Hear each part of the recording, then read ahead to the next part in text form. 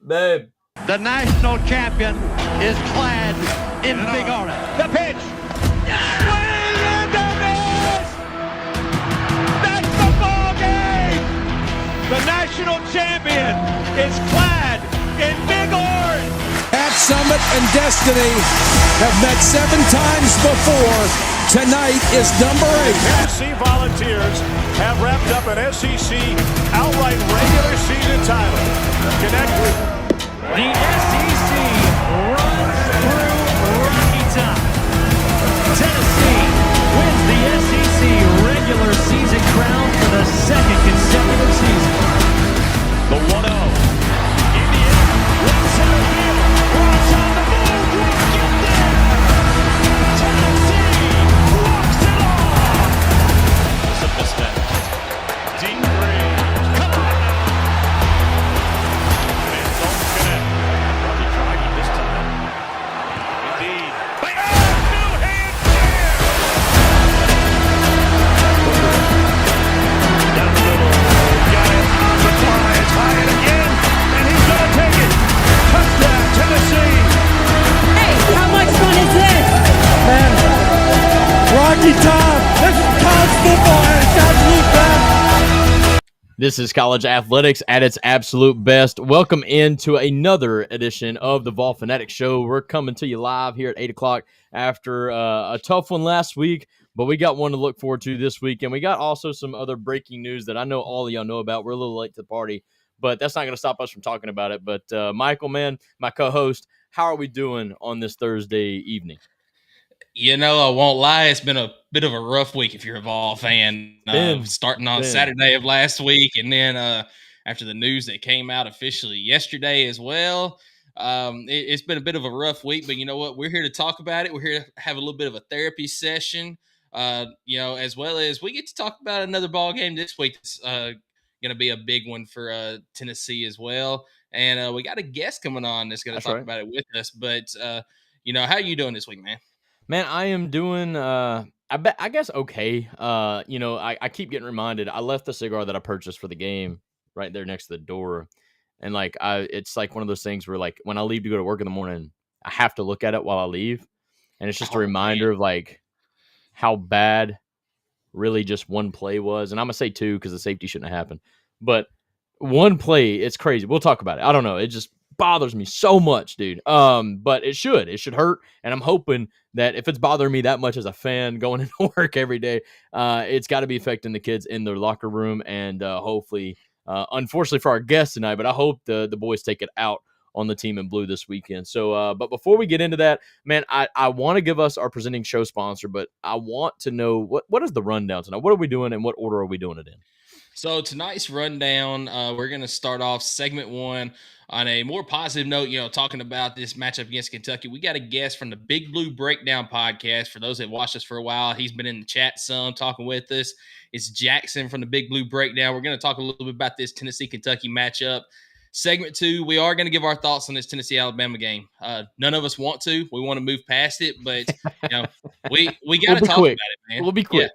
Yeah, that's right. Then we're going to give our picks. Jake's going to come on at the end of the show and give hopefully some better picks than last week, because it didn't go well last week for him. Man, how do you follow up an undefeated week with that, brother? Yeah, it's fine. 1-4. 1-4. But then we'll save the end, because hopefully we make stuff a little bit quicker tonight, but we'll save the end. I mean, we've got to talk about the elephant in the room, obviously. Tony Vitello, give our thoughts on that. We saving that for the end, brother. That's going to be a lot to hold in, but I agree with you. Yeah. Because I mean, we got to talk about the meat and the potatoes first. We got the football that we got to talk about, because I'm not allowed to talk about other sports, in the middle of football season. That's it's Tony a no V. rule. It's a little different. I mean, come on, it's fine. No, I understand that rule. No, all right. Well, without further ado, I do want to let you guys know who makes this possible for us and for you, and that is Chris Smith Insurance. As a homeowner, Chris Smith was once let down by his insurance company. So he started his own agency where instead of feeling like a big company is always fighting against you, you'll know that your agent is fighting for you because he's been there and he's done that. So he wants you to know that all insurance is not equal. And if you don't know what that means, give them a call today at 865, maybe tomorrow, it's a little late, 865-272-3387. Again, that's 865-272-3387. Chris is not just going to shop you for the best rates. A lot of insurance carriers and insurance agents do that. But what sets Chris apart is he finds you that best rate with the best coverage so that if something does go awry, you'll have the peace of mind to know that you are covered properly and won't have to pay too much out of pocket to get you back on your feet. So, Chris, thank you so much for your continued support. Yeah, you know what? Let's get right into our segment one sponsor so we can bring Jaxson on and Let's talk a do little it. bit about Tennessee, Kentucky. And our segment one sponsor, it is Optimal Asbestos Services. Optimal Asbestos Services offers detailed asbestos inspections and air quality assessments. Whether you're looking to secure your home or workplace, you can trust Optimal Asbestos Services to deliver thorough and reliable solutions. You can contact Jeff Mull at 865-223-3297 for your consultation today, or go on the web at optimalasbestosservices.com. So let's bring on our guest tonight, Jaxson. Thank you very much for coming on with us tonight and talking a little bit about this Tennessee-Kentucky matchup. I appreciate you guys having me on tonight. I am somewhat excited to talk about some football. No, I mean, I hear you, Matt. Well, look, obviously Kentucky's not had the season, or at least the start to the season that Kentucky fans had hoped for. Yeah. Not a lot of positives to take from the season entirely, but I do want to focus in on last week and the positives that you've seen against Texas. So tell me, as a fan for Kentucky going into the Tennessee game, but like, what are some of those positives that you've seen last week against Texas that shows maybe to the fans and to the coaches for that matter that like this team hasn't just folded and laid down and quit? Like, there's obviously still some fight in this locker room. Well, I think the greatest example of that would be Seth McGowan. And I'm going to get to Cutter Boley, but Seth McGowan went to the hospital in the middle of the game here. And the story is that he ripped out his IVs in his arm and came back to the football game and played. So I think it shows that he wants it pretty badly. Yo, wait, hang on. Sorry to cut you off, but this dude was like in the hospital. Yes, because like I've never heard. How is this CT not like a scan. viral story? And maybe it was, I just missed it. But like, this dude's chilling in the ER. Yep. Pulls a superhero, like, I'm gonna rip this crap out, because what do the doctors know? I mean, come on. And he goes back to the field, and like, that's insane. Yeah. What an And you can if you go back and watch the game or watch something, like the announcers like stutter, like, is that Seth McGowan out there? And he had to go get a CT scan, and comes back and he's playing. So I guess that shows a lot right there. Obviously he's been through a lot. But then I go to Cutter. I mean, I think he went 31 of 39 last week. Had a really, really good game. We see really, really good steps from him right now, and we see the young wide receiver core step up. Defensively, I thought we played very, very well. Now, Arch didn't play amazing. I think our I'm joking. Sorry. Go ahead. I mean, Cutter outplayed Arch last week, and it might be crazy to say, but I mean, in that game, like he completely outplayed what was supposedly going to be the Heisman winner this year.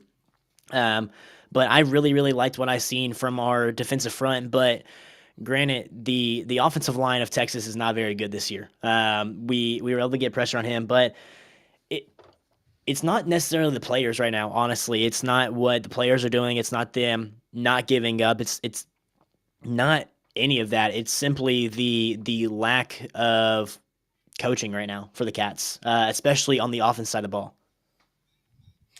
Yeah, I mean, I was going to ask you about that. You know, your feelings on Stoops, because we've been saying for the last 2 seasons, but really the entire 3 years that we've been doing this podcast here, you know, when is Kentucky going to fire Stoops? Because, I mean, obviously he's not it anymore.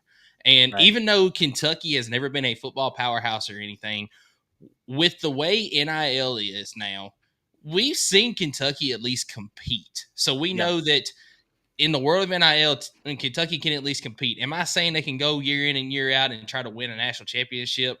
No, not right now. Right. But they can at least compete. But they're not going to be able to do that as long as Mark Stoops is there. So your thoughts on Stoops, and, you know, how quick should Kentucky get rid of him? And, you know, do they need to go ahead and get buy him out of his contract and try to get somebody in there that can win? And I want to follow that question up with, did he hire an offensive coordinator that we aren't aware of that it's not working out? Is this simply a coordinator change, or is Kentucky fans kind of fed up with it? They don't care about changes within the coaching staff assistant wise, or, like Michael said, is this, we chop it off at the top and rebuild around that? Well, except for obviously Liam Cohen, who is now an NFL head coach, he hasn't been able to consistently surround himself with a good offensive coordinator, which completely falls onto him. It does.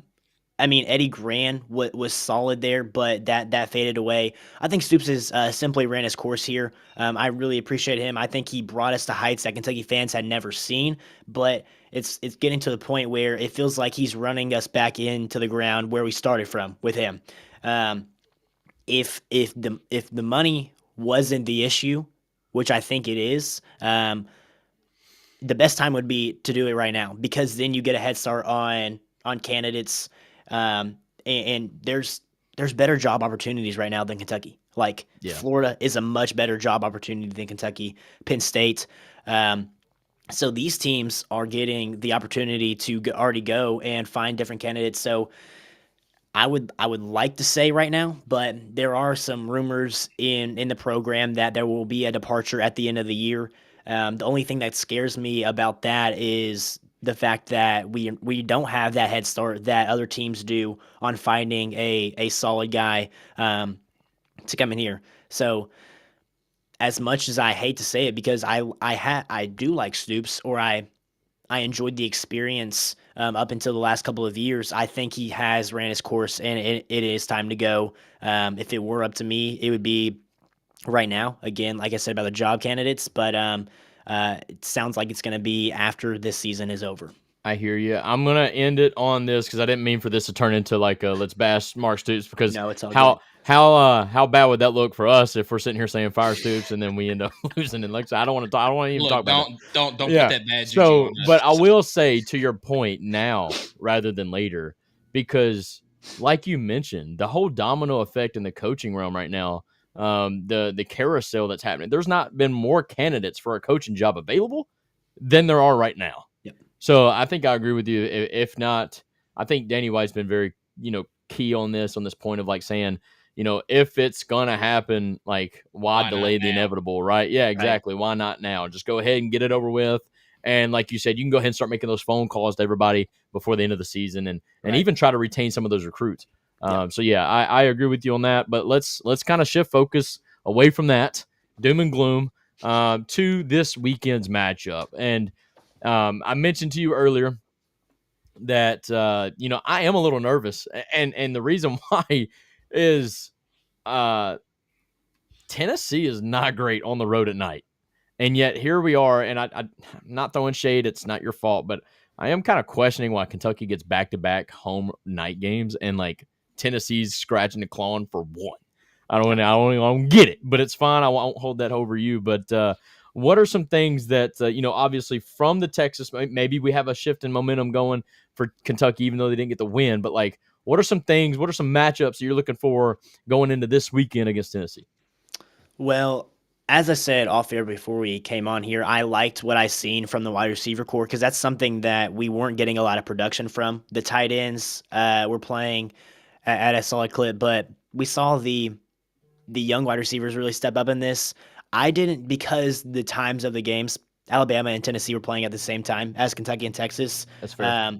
I understand that better. And I know earlier in the year, some of the problems for Tennessee was the secondary. I want to ask this question. I'll answer your question to end it. How is the secondary really right now? Has it improved from what I've seen? Because I really don't know. I will answer first and say it's not necessarily, in my opinion, the players individually. It's more of a very soft zone coverage that we run that is terrible. And this is kind of a cop-out answer, but as a unit, the defense just as a whole, we are either home run knockout 3-and-out type of defense, or if you can figure out to get that first down, especially if it's like a 3rd down and 8 or longer and you're able to convert, go ahead and chalk it up as a 10-plus play touchdown drive. That's how our defense has been. It's either a 3-and-out and we look dominant, or we give up a 6-minute, 12-plus play drive. And I know for Kentucky, that's exactly what they want to do. Yeah. So I guess that could be an advantage for us here because we were able to sustain drives consistently in the Texas game, but that won't matter when we can't punch it in. Like that simply won't matter when we get it down to the 1 yard line and we run the same play 3 times and we can't score. At least you didn't throw an out route. Yeah. Sorry, Michael. You got anything? No comment on that right now. All right, my bad. But no, to kind of go off of what Skylar said there, I agree with him, everything he said about the defense as a whole and really the secondary too. But I will actually answer your question as far as the how the secondary has looked now compared to the beginning of the season. I don't feel like they've necessarily regressed, but it hasn't improved. It's been just kind of a flat line. Okay. And you can sit here and you can talk about the injuries all day long. I mean, our number 1 and number 2 corners went down. One of them hasn't played at all this year, probably will not play this year because we expected him back in the Arkansas game. And Jermod McCoy, I mean, preseason All-American, first round hype coming into the year. Then the other one, Ricky Gibson, he played in the Syracuse game, went down with an injury, and likely won't see him again this year. So that definitely hurt. But, I mean, injuries aside, you've got young guys that have stepped in from day one, from game 1, that Syracuse game. They've been out there enough that, they should have at least progressed a little bit. And we haven't seen progression. It's been, I won't say we've seen any regression from it, but it's just a flat line right now. So even though I'd love to say that Tennessee's defense is slightly improving, it's just not there. No, Kentucky is going to have plays to be made. I think Tennessee is like 120th or worse in 20-plus yard plays, like explosive plays, right? We talk about explosives. Tennessee's one of the worst at it. I understand Kentucky's offense isn't explosive as we want it to be or as you want it to be, respectfully speaking. Right. But they're going to have theirs. They're going to have theirs coming up this weekend, no doubt. And here's another thing I will say, because every single Mark Stoops team at Kentucky, hey, it's built on the run. Yeah, and the pass is just, there when it needs to be. And that's where I think Kentucky is going to have success, because Tennessee, historically, since Josh Heupel has gotten there, his defense has been outstanding against the run. Great at making teams have to pass the ball, and then that's where the defense is kind of falling off. This year, though, it's been big run play after big run play. 4 or 5 Arkansas, yards a carry type deal. So I think that plays into Kentucky's hand this weekend. Yep. Yeah. One thing I'm really nervous about is if you look at the injury report midway through the week here, yes, it is not looking good for Kentucky. Now, I do think, we haven't had our number 2 corner for a very long time in DJ Waller, who actually was supposed to play in the Texas game, and while he was warming up, re-injured himself.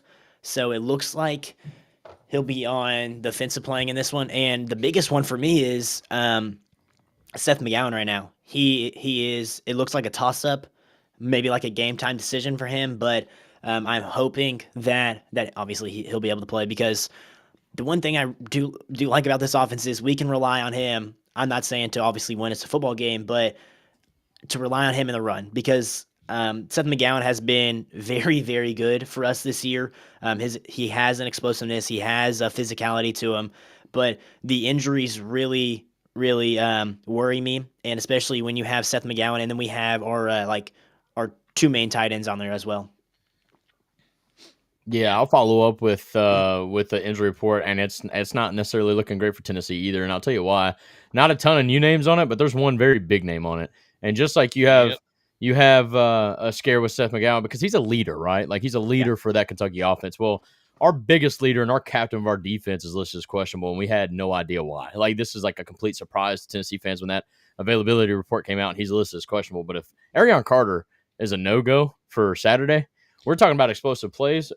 You might as well just get 20 yards of play at that point. I mean, running or pass. I mean, that guy is so crucial to not just tackling, because he is our leading tackler on defense, but just getting everybody in the right spot, making sure nobody's confused. And right now, for Tennessee, on defense at least, it does seem like every series there's always a strand of 1 or 2 plays where they are confused. They don't know what's going on. You see the secondary checking like 3,000 times and just nobody looks right. But that's where when he's in the game, you almost see that everybody's on the same page. Everybody looks to him to get everybody lined up. And if he's not a go this weekend, we're relying on T-Lander to really step up in a big way. Edwin Spillman has been great as a 2-deep guy, but then you're talking about a depth. I mean, that's it, really. I mean, Ben Bolton was questionable as well, who's another rotational piece at linebacker.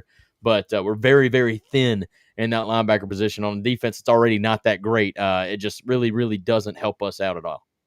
Yeah, absolutely. So I actually want to ask you a question kind of away from the matchup this weekend. And it kind of goes towards the thumbnail that I had earlier. You know, none of us were alive for whenever the beer barrel was played for. But your thoughts, should Tennessee and Kentucky bring back the beer barrel? He's going to say no, bro. Unless it's for basketball. No, I'm joking. Well, yeah. I mean, it would always be your guys's. So that's why I want to bring it back. No, I mean, I am intrigued by this because I do think it. I mean, it's iconic. I mean, every time even ESPN uses it in their hype videos before this game starts. So I think it's kind of dumb that they're able to use it as a hype, thing, but then like it's not allowed. I don't understand that. I think I know you guys have dominated us in football, but I don't know if you guys would consider this a rivalry, because I do. I mean, looking at absolutely. I think that adds something, and that becomes, it makes it more of an official rivalry if we were to do that. So I would say yes to that. I would say Just it definitely gives it something, a little bit more spice to it. Because I mean, the thing for me is, when we found out that we were going to have a 9-game conference schedule starting next season, and it was going to have 3, not necessarily permanent rivals, but 3 kind of 3.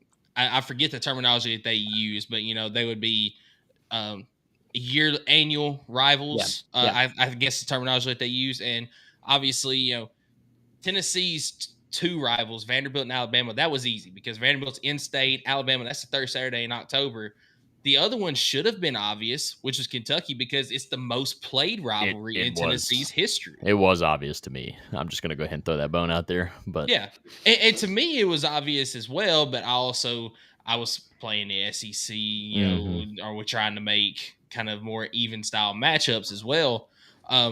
But when you keep Tennessee and Kentucky as one of those annual rivals, I do feel like that if you bring the beer barrel back, yes, it means more for that rivalry. Has Tennessee dominated the series overall? Yeah, they have, but it hasn't always been blowouts. I mean, you look back in the 70s, 80s, 90s, even in the thousands, it was a lot of closer games.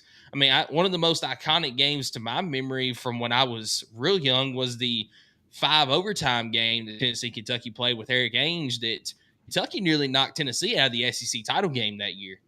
And it took a stop 2-point conversion, if I'm not mistaken, for Tennessee to win that game. So I do think that if you brought the beer barrel back, it would make the rivalry mean that much more than what it does right now. And it's not like other rivalries you see do it. Arkansas LSU has the boot or whatever, and then I don't know, Missouri. There's so many other rivalries within the SEC alone that does trophies for the rivals.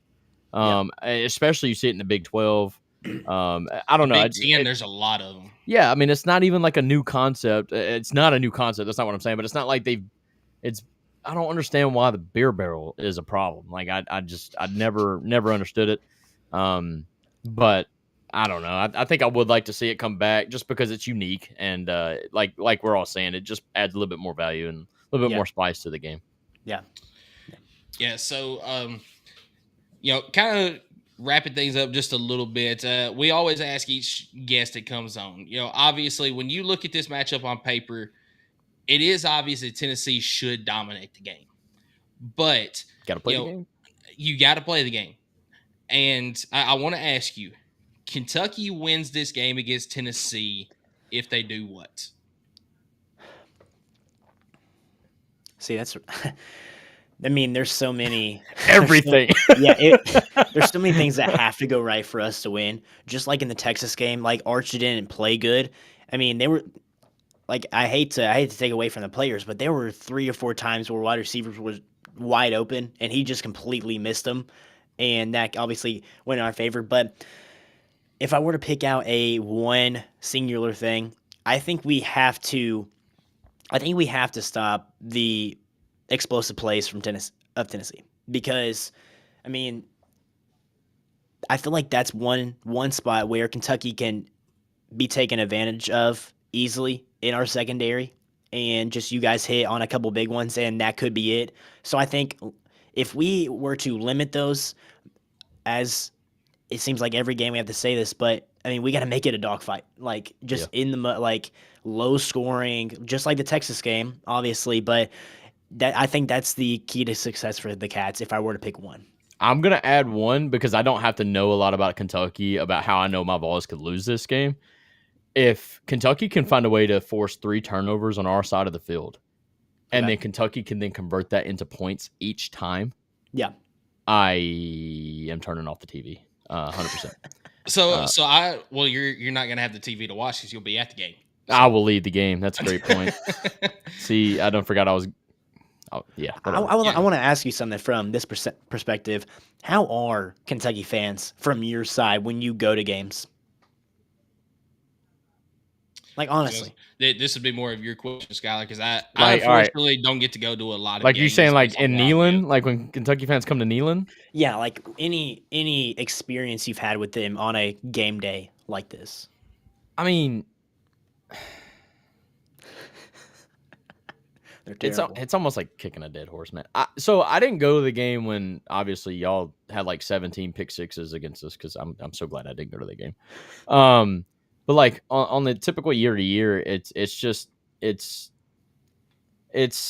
kind of like I was last week, man. It's like Kentucky goes into it, and I applaud their fans for making the trip. But it's at the end of the game when we come out with a win, and even if it's tight and close, like it's like they know it. Like they're just expecting it at this point, and it's like, man, like whatever. But yeah, I mean, Jake, I will agree with you. So like, I think the fans coming to Neyland is completely different than because I've heard from various Tennessee fans that when they go into Kroger Field, that it is kind of hostile. Like it's a little rough. And I understand every fan base has those fans. But I can understand the idea, because I've heard this from Kentucky fans through some various sources. But like Kentucky fans had this feeling of like it's a shot to the ego when you know the visiting team is coming and they take over the field, right? And they come in and they know they're gonna win. And then when they do, it just hurts that much worse. Yeah. And so like I completely get that, because that was us in Alabama. That's us in Florida. I mean, like us in Georgia now. We're in a 9-game skid with Georgia. So should have won that game. I agree 100%. But that's exactly my point with Tennessee. I think Tennessee's a really good team. We just make some dumb mistakes, man. But as far as the fans, I don't really have a ton of hate towards the fans. The only thing I've actually had beef with the Kentucky fans is just like every year, and I guess this is why people hate Tennessee fans, but it seems like every year Kentucky really feels like they're about to be at the top. And I just know with Mark Stoops at the helm, I feel like he's already hit his ceiling. And I think you kind of even alluded to that earlier. Yeah. But that's I have nothing but really okay things to say about Kentucky and their fans. Okay.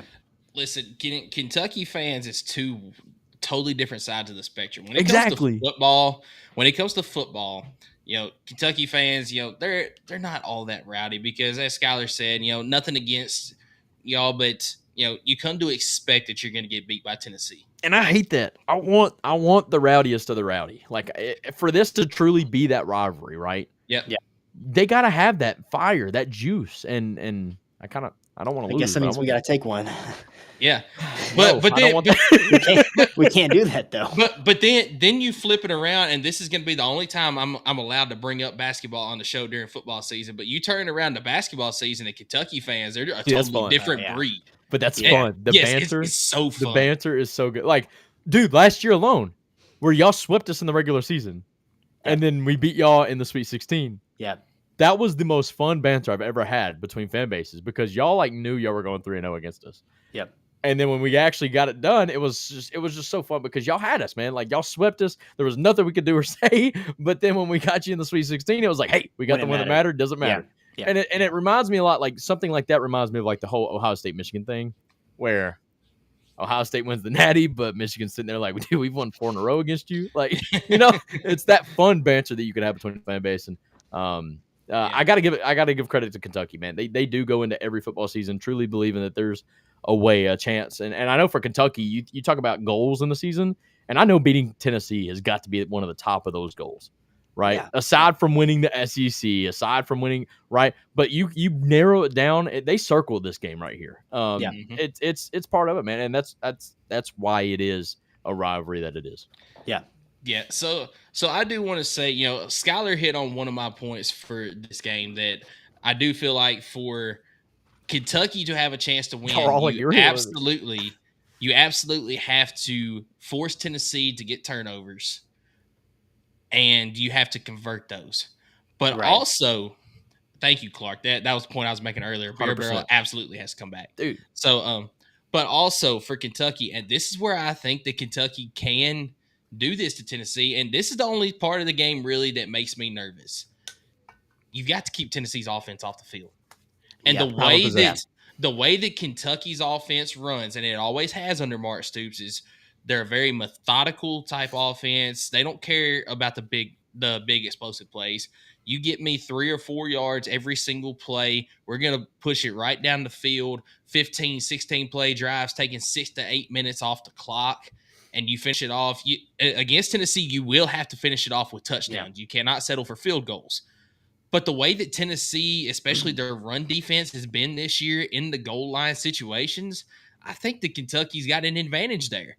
So for Kentucky to win this game, you've got to control the time of possession, keep Tennessee's offense off the field. You've got to force Tennessee into some turnovers and take advantage of those turnovers. Yeah. And I think Kentucky does have a shot to win this game. But if it turns into a high pace, back and forth, up and down the field type game, that's what Tennessee wants to play in this type of game. Yeah. This is what would happen is just like I'm gonna say just like the Texas game, it'll be close, right? We'll do all these things great. We'll control the time of possession. We dominated in every statistical category in the Texas game, but we'll get down to the spot where we can win the football game, and they will just put a knife in Kentucky fans' hearts and do something stupid, and then you guys will come out on top. Dude, it's crazy because I feel the same way. Tennessee versus Alabama. Dude, it seems like every year we play them, they get a pick six or a scoop and score or something stupid that like literally buries us. So I feel you, Jaxson, man. I completely understand that mindset, and it sucks to be in that situation because even Kentucky's best years, right? You couldn't get over the hump of Tennessee, right? Yep. Y'all went 10-3 like 2 or 3 times under Stoops. And y'all might even won 11 games one year, and y'all just couldn't get by Tennessee. So it was the Levis year that we had a really good year, and then the year that we had Benny Snell and we beat Penn State in the bowl game, and it's just a historical thing where we just can't get a win. I don't know what it is. I think Stoops has won. He's like 2-10 now. Yeah, think so. That's right. I think so. And one of those wins was, like Skylar was talking about earlier, those 10 pick sixes that Jarrett Garantano threw. But to his point, like to Jackson's point, I mean, Kentucky obviously has to rely on Tennessee beating themselves a little bit, but like you don't really have to rely on that too much because we are going to do that. We're going to have mistakes. So it's just if Kentucky can capitalize on those mistakes, I mean, absolutely keeping it close at the very least. So no, but Jaxson, who do you see as a standout player this weekend? Looking at the Cats or the Vols? Yeah, absolutely. Okay. So the reason why I asked this is Tennessee has this thing where for some reason when we play a team, a lot of times it's like kind of like a nobody you've never really heard about for the entire year, but they have the game of their life against Tennessee. So it sounds like what would happen in basketball when somebody comes to Rep Arena and just drains like 15 threes on us. So like who do you think kind of maybe not in the spotlight for Kentucky's offense, but may just have like the game of their life? Could be a tight end, could be maybe a backup running back or something like that could just pop off. It's going to be some sort of running back. Oh yeah. It is not actually. It's a guy who actually had a really good game against you guys last year, and last year was underutilized. Had a good game against Texas again. I think this year underutilized, and that's Jamori Macklin, wide receiver. Okay. I I've been preaching that when we throw the ball his way, good things happen. He had 3 or 4 catches in the last game, and every time he touches the ball, good things tend to happen. He kept us in the game last year when we played you guys. He had the touchdown on the side. Two fantastic grabs, Yeah. one on the touchdown, one on the 2-point conversion. Yeah. So I think that's a guy to be looking out for. And I guess if I were to give another one that's even, I mean, not nearly as viewed, is going to be, I will put a running back right here. It's Jason Patterson. Wow. Fact, dude. Even when we know they're running it. Yeah. All right, Jaxson. One last question for me. Okay. What kind of uniform combo are y'all gonna give us back our own taste of our own medicine and go dark mode against us, or what's the uniform combo looking like this weekend? They actually don't announce that until Friday. What I would like to, I really liked our uniforms last week, but maybe we will go. I personally like we wear the all black uniforms with chrome helmets. So with the chromies, that's kind of what I'm thinking. Y'all wore the chromies last year against us, and they're all white. Yeah. So yeah, not a bad combo there. Yeah. No, right. Yeah. On. So Jaxson, once again, appreciate you coming on with us tonight. Before you hop off, I do want you to tell us where everyone can find you. You know, YouTube, Twitter, wherever they can find your podcast at. You can find my YouTube is just Big Blue Breakdown, and then you can find me on social media on Instagram, X, and TikTok. I believe the ad is Big Blue _beatdown. So, but I do really appreciate you guys having me in here. Really fun to talk ball with you guys. Hopefully we can just keep it close. I mean, that's really all I'm asking. I just want to say I applaud you for coming up here because, obviously you don't have a ton of faith in this weekend, but you still came on the show to talk about it. And for that matter, I really would love you to come back during basketball season. Absolutely. Do this again. And the same thing for baseball, man. I don't know if you do a ton of baseball coverage, but we try to go year round here. But I just truly appreciate you coming on, even when you don't have too much belief in the Cats this weekend, because not necessarily that they don't have the talent to do it, but you just understand that it's Tennessee. It's going to be watch our video against Florida, because I'm just going to sit there and be like, it never happens in the swamp. It just doesn't. So, man, I just appreciate you coming on. I appreciate you guys having me on it. Really appreciate you guys reaching out to me and asking to be on. It means a lot. Absolutely. Yes, sir. Absolutely. So good luck this weekend, and then we'll talk soon, man. Not too appreciate much. You guys too. All right.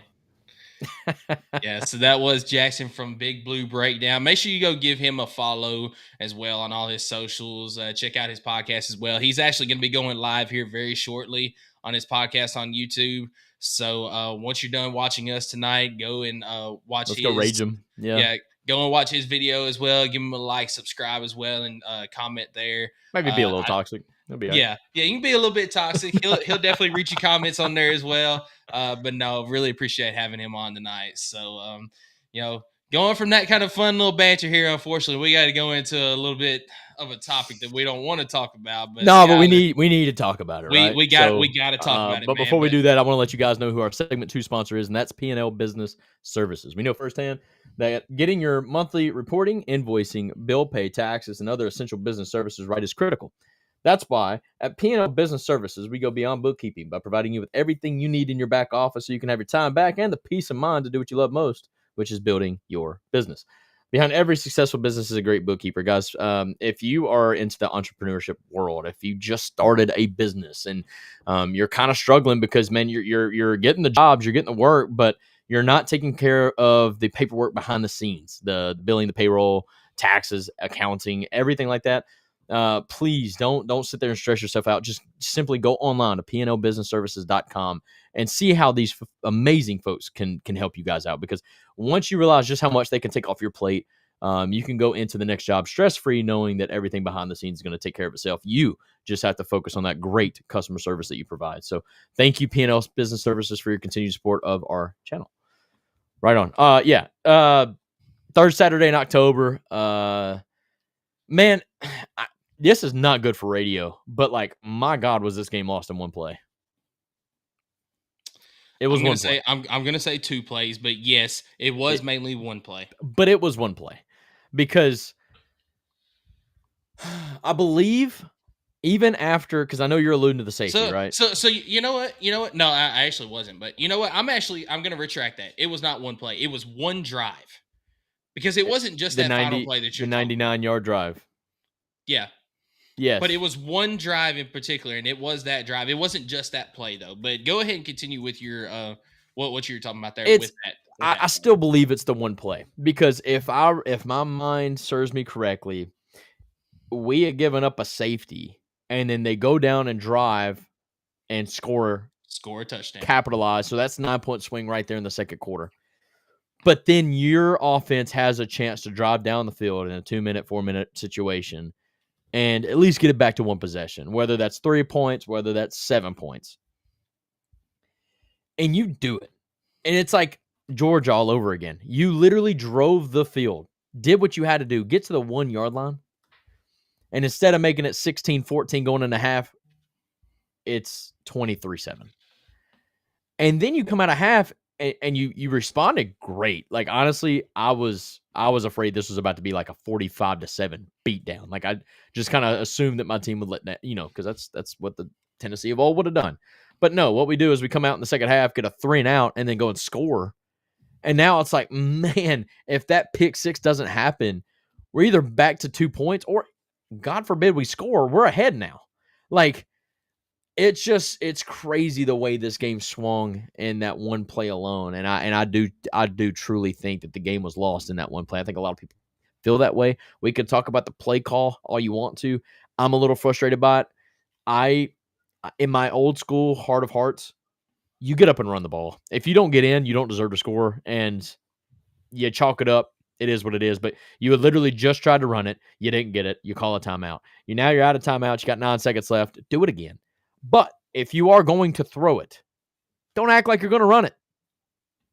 Just throw it. Put the ball in Joey's hands. Let him roll out so that he does have the last second option of just turning up the field. Or God forbid he throws it out of bounds if nothing's there. I just feel like a rollout was necessary there. But overall, the guy was open if you have a great throw, right? Joey Aguilar severely underthrew that ball behind the tight end, and what happened. So I love the way the team responded. And at the end of the game, we could have punched it in garbage time and made it 27-37. But this is one of those games where I truly feel like the score is not indicative of how close the game was. And kind of like to the Kentucky to Texas thing, I do feel like stat-wise, I mean, we kind of won in most categories. And I don't know, Tennessee, I do feel like played well outside of the way they finished the first half. But obviously, we got to eat some crow here, and we didn't get to smoke the cigars. So here's why I'm going to say that it was the one drive instead of the one play. Because, as you mentioned, Tennessee gave up the safety, down 9-7 at that point. Alabama ends up, next possession, taking it down the field, scoring a touchdown, going up 16-7. Tennessee gets the ball back with 4 minutes and 5 seconds on the clock. And they start moving the ball down the field a little bit. You got the run from Star Thomas, big run for 19 yards. Joey Aguilar scrambles, false start. So you're looking at 2nd down and 13 at that point. Get a 4-yard gain on that one. So it's, 3rd down and 7. Whenever it's all, I'm sorry, I messed one up. So Joey ended up scrambling, and then you get the unnecessary roughness penalty that caused the 1st down. So it's 1st and 10. You get the false start penalty, 1st down and 15 there from Alabama's 39-yard line. Yep. 4-yard pass makes it 7-11. Another 2nd and 11. Another 4-yard pass makes it 3rd down and 7. That's when you get to the 2-minute timeout. Then you pass it to Miles Kittleman over the middle. Alabama stops you. It's 4th down and 2, and Alabama calls a timeout at that point because they're thinking, okay, either Tennessee's going to kick a field goal here. Gutsy. Or they're going to go for it, and we've got a pretty good shot of stopping them. Tennessee converts on 4th down. So then incomplete pass, a run, another run from Joey Aguilar. And mind you, between the 2nd down run by Star Thomas, which was a 1-yard gain, to the 3rd down scramble that Joey Aguilar had, 40 seconds ran off the clock. You're joking, right? The 2-minute, and our coaching staff doesn't know how to handle the time. That's not us. We've never done that before, have we? We've never botched time and clock management. What are you Only all talking the about? time. Yeah, only all the time. So then after that there, because that Joey Aguilar scramble right there, it would end up being 4th down and 1. You convert another 4th down after that one to make it 1st down and 10 at that point. Mind you, the clock stops after that 1st down, and Tennessee calls a timeout after a 1st down in which the clock stops. Couldn't spike it. I mean, why would we, right? Like, yeah. Come out of that timeout, incomplete pass. All right, then you give the ball to Deshaun Bishop after that, and what does he do? He picks up yards. All right, 9-yard run. Ends up making it 3rd down and 1. You get up to the line real quick, and you run it again for 3 yards, pick up a 1st down, and you stop the clock again with a timeout. Then you hand it to him one more time and take your final timeout. 2nd down and 1 from the 1-yard line. And this is where I completely 100% agree with you. You hand the ball at this point to Deshaun Bishop. You ride or die with Deshaun Bishop. Yes. If you don't score, guess what? You're going in the half down 16-7, and you feel like you have just a little bit of momentum, even though you don't score, because at least it's just barely a 2-possession game. You get a stop, and then you score, come out of halftime. So let's just say that pick 6 does not happen. You don't score, but you still get that 3 and out, and then you score right after that. It's 16 to should be 14, because at that point, all you got to do is kick the extra point, which they should have done anyway.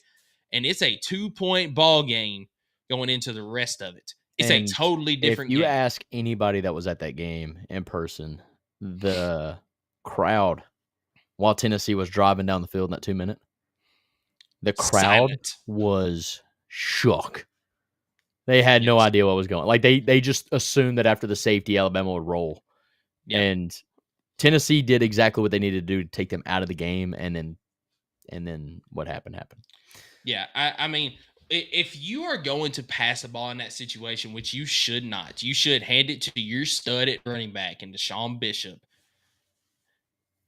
Then what you have to do at that point is you don't do a play action right there on the goal line and then try to get Joey Aguilar to just kind of set it in over Miles Kittelman's head. You've got to give him a play where he can roll out, and if there's nothing there, you throw the ball out of bounds. That way you can at least get 3 points out of it. Yep. I think, but this is it right here. Clark brings it up. He said, man, you just throw it outside. Exactly. Joey Aguilar should have threw it to the corner pylon where only his guy could have caught it, or incomplete. But we underthrew it. And as much as we want to bash the play call, because I did not understand faking the run. Nobody in their right mind thought we were running the ball there. But at the end of the day, if he throws that to the outside shoulder, it is a touchdown. I mean, it was an okay design, I will say that, but it just wasn't executed the right way. And it is what it is. I feel like it's an inevitable thing. Like, call it the BVS syndrome, whatever. But like the BVS, not the BVS syndrome, but BVS. But Alabama capitalized on it. They capitalized on our mistakes, and kudos to them for that. Guys, I don't think Alabama is the barn beater that. I don't know. I have a hard time saying that. They 4 straight ranked wins, but this was a blowout on the scoreboard. But like, I don't feel like Alabama's the team to really blow out anybody anymore. They've not really shown or proven to me that they've done that. Tennessee, in my opinion, done this to themselves, not necessarily Alabama, if that's a fair take. But I am of the opinion that usually most years when we play Alabama, I don't want to play them again. In some way, in God's green earth, I absolutely want to play them again. And in the playoff, give them to me.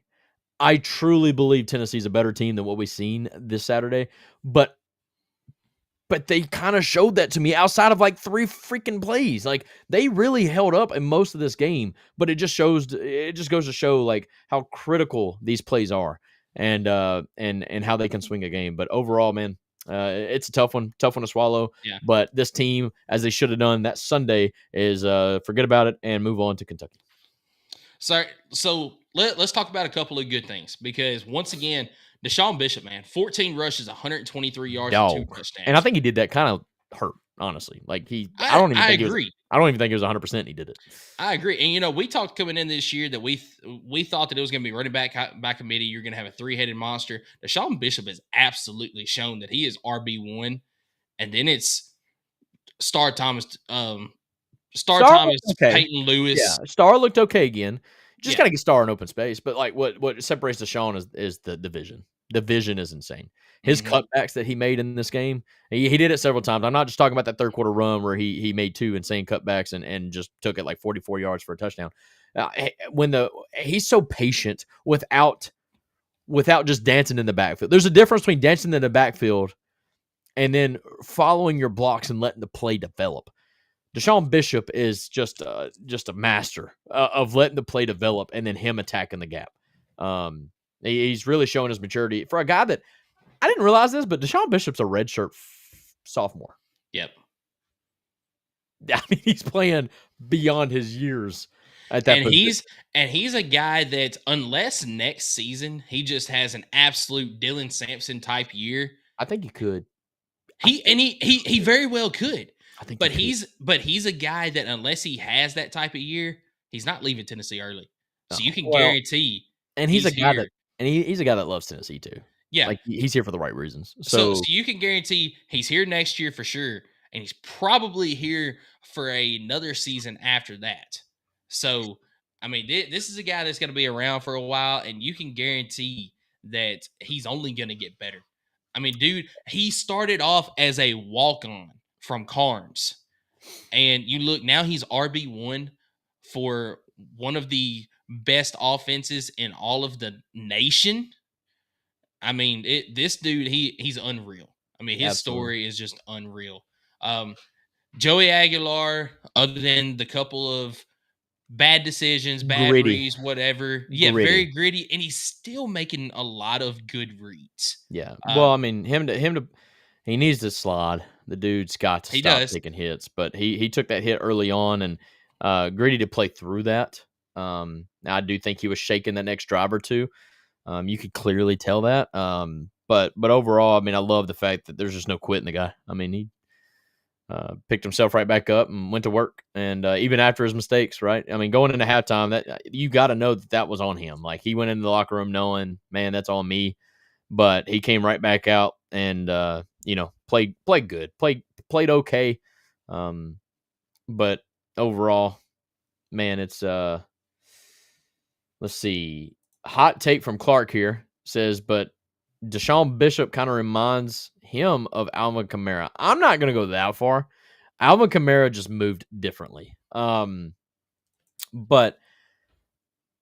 in a way, he kind of reminds me of Jalen Wright.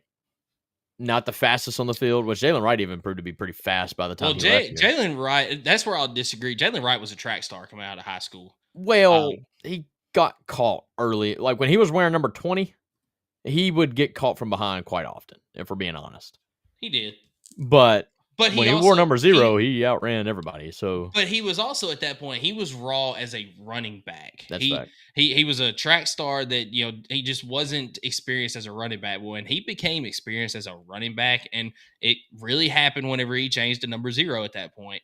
Yeah. It was game over at that point. That's fact. So, you got anything left on the third Saturday in October in which I let's talk defense a little bit. Yeah. I was actually impressed in one category with the defense, but I assumed that Jam Miller was going to have a heyday in this game. He did not. He did not. They ended up with over 100 yards rushing, but I think it was in the third quarter. Alabama had like 27 yards rushing, and I'm like, all right, let's go. And so I was proud of the defense for stepping up there. And overall, man, the defense in the second, third quarter, they got some stops. They got the stops. They adjusted. They did get some stops, but when they gave up that third down and specifically 3rd and 8 longer, and they were able to convert them, that's where the wheels kind of fell off. And it was just Alabama had like you mentioned, 3 very long drives that really, really set us down and kept the offense off the field for a while. Well, and here's the other thing that I also want to bring up. So your offense lets you down. Once again, you mentioned it in the text thread that you, me, and Jake have. They're still not complementary defense and offense because your defense did exactly what you needed to coming out of halftime, especially after the pick six at the end of halftime or at the end of the first half. So you go out there and you get a 3-and-out to start the second half. Your offense takes it down the field, score a touchdown. Why in the world we're going for 2? I have no idea. We should have kicked the extra point, but that's a totally different topic that really didn't affect the outcome of the game. Then what does your defense do? They go out there and they force a turnover. You get the ball on Alabama's side of the field. You had all the momentum back on your side. Yes, every single bit of the momentum. And all you do is go out there and get a stupid, miss snap. Mm-hmm. And you go 3-and-out, give the ball right back to Alabama. And then that's when they march down the field. They score a touchdown. And that was it from there. Alabama took the momentum. Yeah, did you go down the field and score after that? You sure did. But then Alabama took it right back down the field on another methodical drive, and there was no. It's weird that it's like our offense is worse after a turnover. It's I don't know. It blows my mind. Yeah, but the only other thing I have on this game is we talked a lot about the coaching mistakes, mismanaging the clock and stuff like that. But do not get either one of us wrong. It's not fire Josh Heupel. There are so many people out there talking about, it's time to fire Heupel. It's become a problem. And yes, it has become a problem. Something has got to get fixed as far as the mismanaging the clock goes in critical situations, because we have seen it time and time again. If there's one thing that Heupel needs to work on, it is managing the clock better. It is a consistent problem every year, every game, especially if it's a close game and it's on the road. I will say this with full confidence. He needs to make changes on the coaching staff. I agree with that as well. I completely and totally agree with that as well. We won't go into detail on that. Sometimes hiring within is not necessarily the best move. And I'm on the same page with you as that right there as well. So, but we'll just kind of leave it at that at this moment. And it's okay. It's okay to miss. Yes. Right? Yes. Just make the correction. Don't ride or die with it and let your ego go down with you. Like there's no reason for that. So just you hear that, Danny White? No, I'm just kidding. Danny White had nothing to do. I know, and we're gonna get to that at the end. Okay. I was like, don't even start with me because I'll go right into that right now. I'm not. I'm so tired of hearing that, man. Like it's bothering me on a different level. Anyways, it's fine. It's not time to fire Josh Heupel. I mean, you look. Not yet. He has done nothing but great things for Tennessee since he has been here. It's just a couple of things that you've got to work on. And I think he can work on those. And I think that getting the correct staff in here is also part of that. But we're not at the point that we need to fire Josh Heupel. It's not even close to that point. And so I don't want to hear anybody say that. But stop comparing where we're at now to where we were at for validation on keeping Heupel. I agree with that as well. Because you have some people are like, we ain't firing Heupel because look at where we were. Okay, that was 5 years ago. Okay, and unfortunately for Heupel, because he's raised the bar, now he's being held to that bar. That is a real thing. Ask James Franklin. Period. Mm-hmm. So just because we were bad doesn't mean we have to accept bad. Because it's the bad that we're experiencing now is just better than the bad that was before. That's not a thing. I don't like it. No, I'm not doing that. We need to be right there, contending for the playoff every year. We have all the resources. We have all the money. There is no excuse. Yeah. And you know what? As bad as that game Saturday was against Alabama, Tennessee still has everything right in front of them. They do. You are sitting at, 5-2 right now? You win out, you're in the playoff, and I would bet my house on it. Yes, 100%. So you still got everything. Jake, best bet. I'm not saying that we're winning out. I'm just saying a best bet would be if we did win out. Does Tennessee get in the playoff? Yes. You know that hypothetical question that Notre Dame gets all the time? If they win out, are they in the playoff? Stop shaking your head, Jake. Stop shaking your head. No, if Tennessee won out, Tennessee went out, they're absolutely in. I mean, at that point, you would have your ranked wins over Oklahoma, Vanderbilt, and heaven forbid if they win, then they're top 10 teams. So I mean, the resume would be there, and your 2 losses would be the top 5 playoff teams. Absolutely, you're in. You absolutely Tennessee controls their destiny. Yes. Do they Don't need some? Do they choke need it. some help? Yes, but that help is going to come because a lot of these teams at the top, they either still have to play each other, or they have other teams that are close to that point that they have to play. And I think absolutely there's going to be some upset. Yeah, Clark, 10-2 is the new bar. You're 100% right on that, and we might have had some technical difficulties with Michael here. Maybe he can get reconnected, but 10-2 is the bar, right? Because that is what gets you in to the playoff more than likely, and depending on how you go 10-2, could get you into the SEC championship, or at least in that conversation. So it does look like it's so weird because it looks like he has plenty of service, but Michael has definitely gone frozen on us. And I don't get to run the graphics. So if you're listening, I think he's restarting right now. And there he is, right on. I don't know what happened on my end, but I thought it was y'all. And then all of a sudden I looked down and Jake was gone too. So I was like, oh, that's me. No, it's all good. It's nice to have you back. I was running out of things to say, but overall, look, you're right. Not firing Josh Heupel, and we need to move along, big dog. We're an hour in, and we got to get to segment 3, which is our favorite segment. Yeah, absolutely. Well, my favorite. So before we get into that, we'll give you our segment 3 sponsor. That is Kaizen Painting. Do you want a colorful life? Kaizen is a painting and drywall company that provides residential, commercial, exterior, and interior services. At Kaizen Painting, we understand the importance of a beautifully painted home and properly installed and repaired drywall. We're here to bring your vision to life. We care about providing you with a personalized, efficient, and quality service. If you live in Knoxville and surroundings, you can contact us for a free estimate at kaizenpainting.com. Color your life the Kaizen way. So let's get right into the picks this week. As first game of the weekend, there's a lot of good games this weekend. As first game of the weekend, it is Ole Miss going on the road to Oklahoma.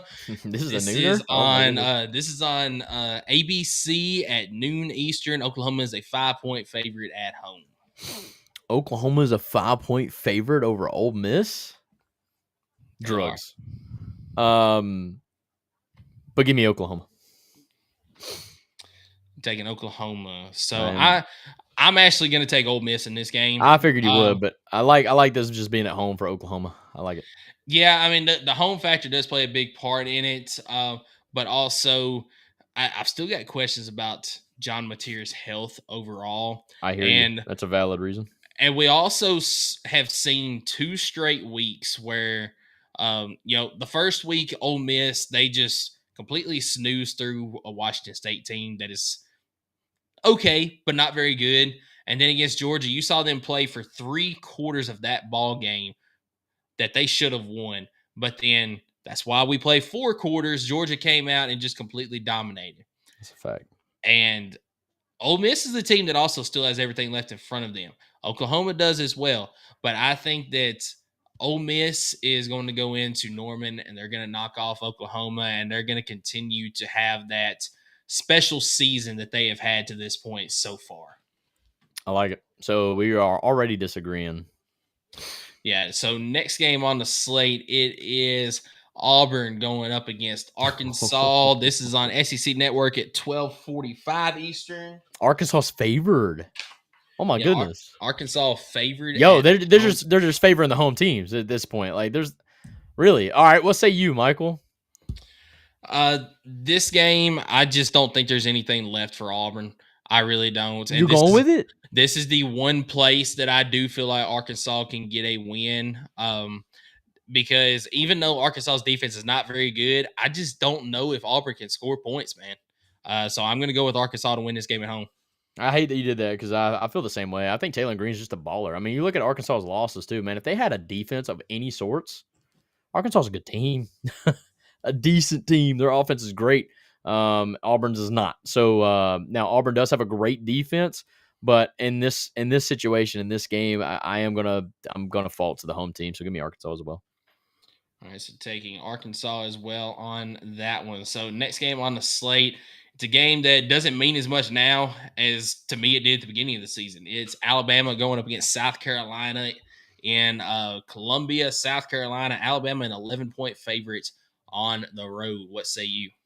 Not an easy place to play.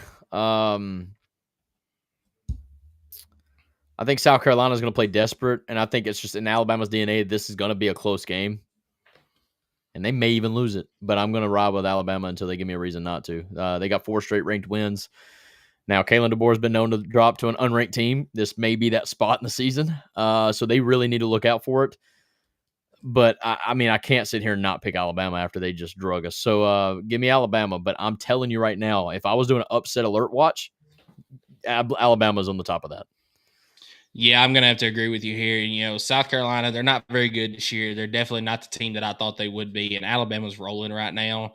I don't think it's going to be a blowout victory. That 11 points right there scares me because I could see this being a, 8 to 9 point ball game, even a 10-point ball game. I could also see it being a 17-point ball game, but I don't think it's going to be a huge blowout. That total is also not a number that I'm really willing to touch as well.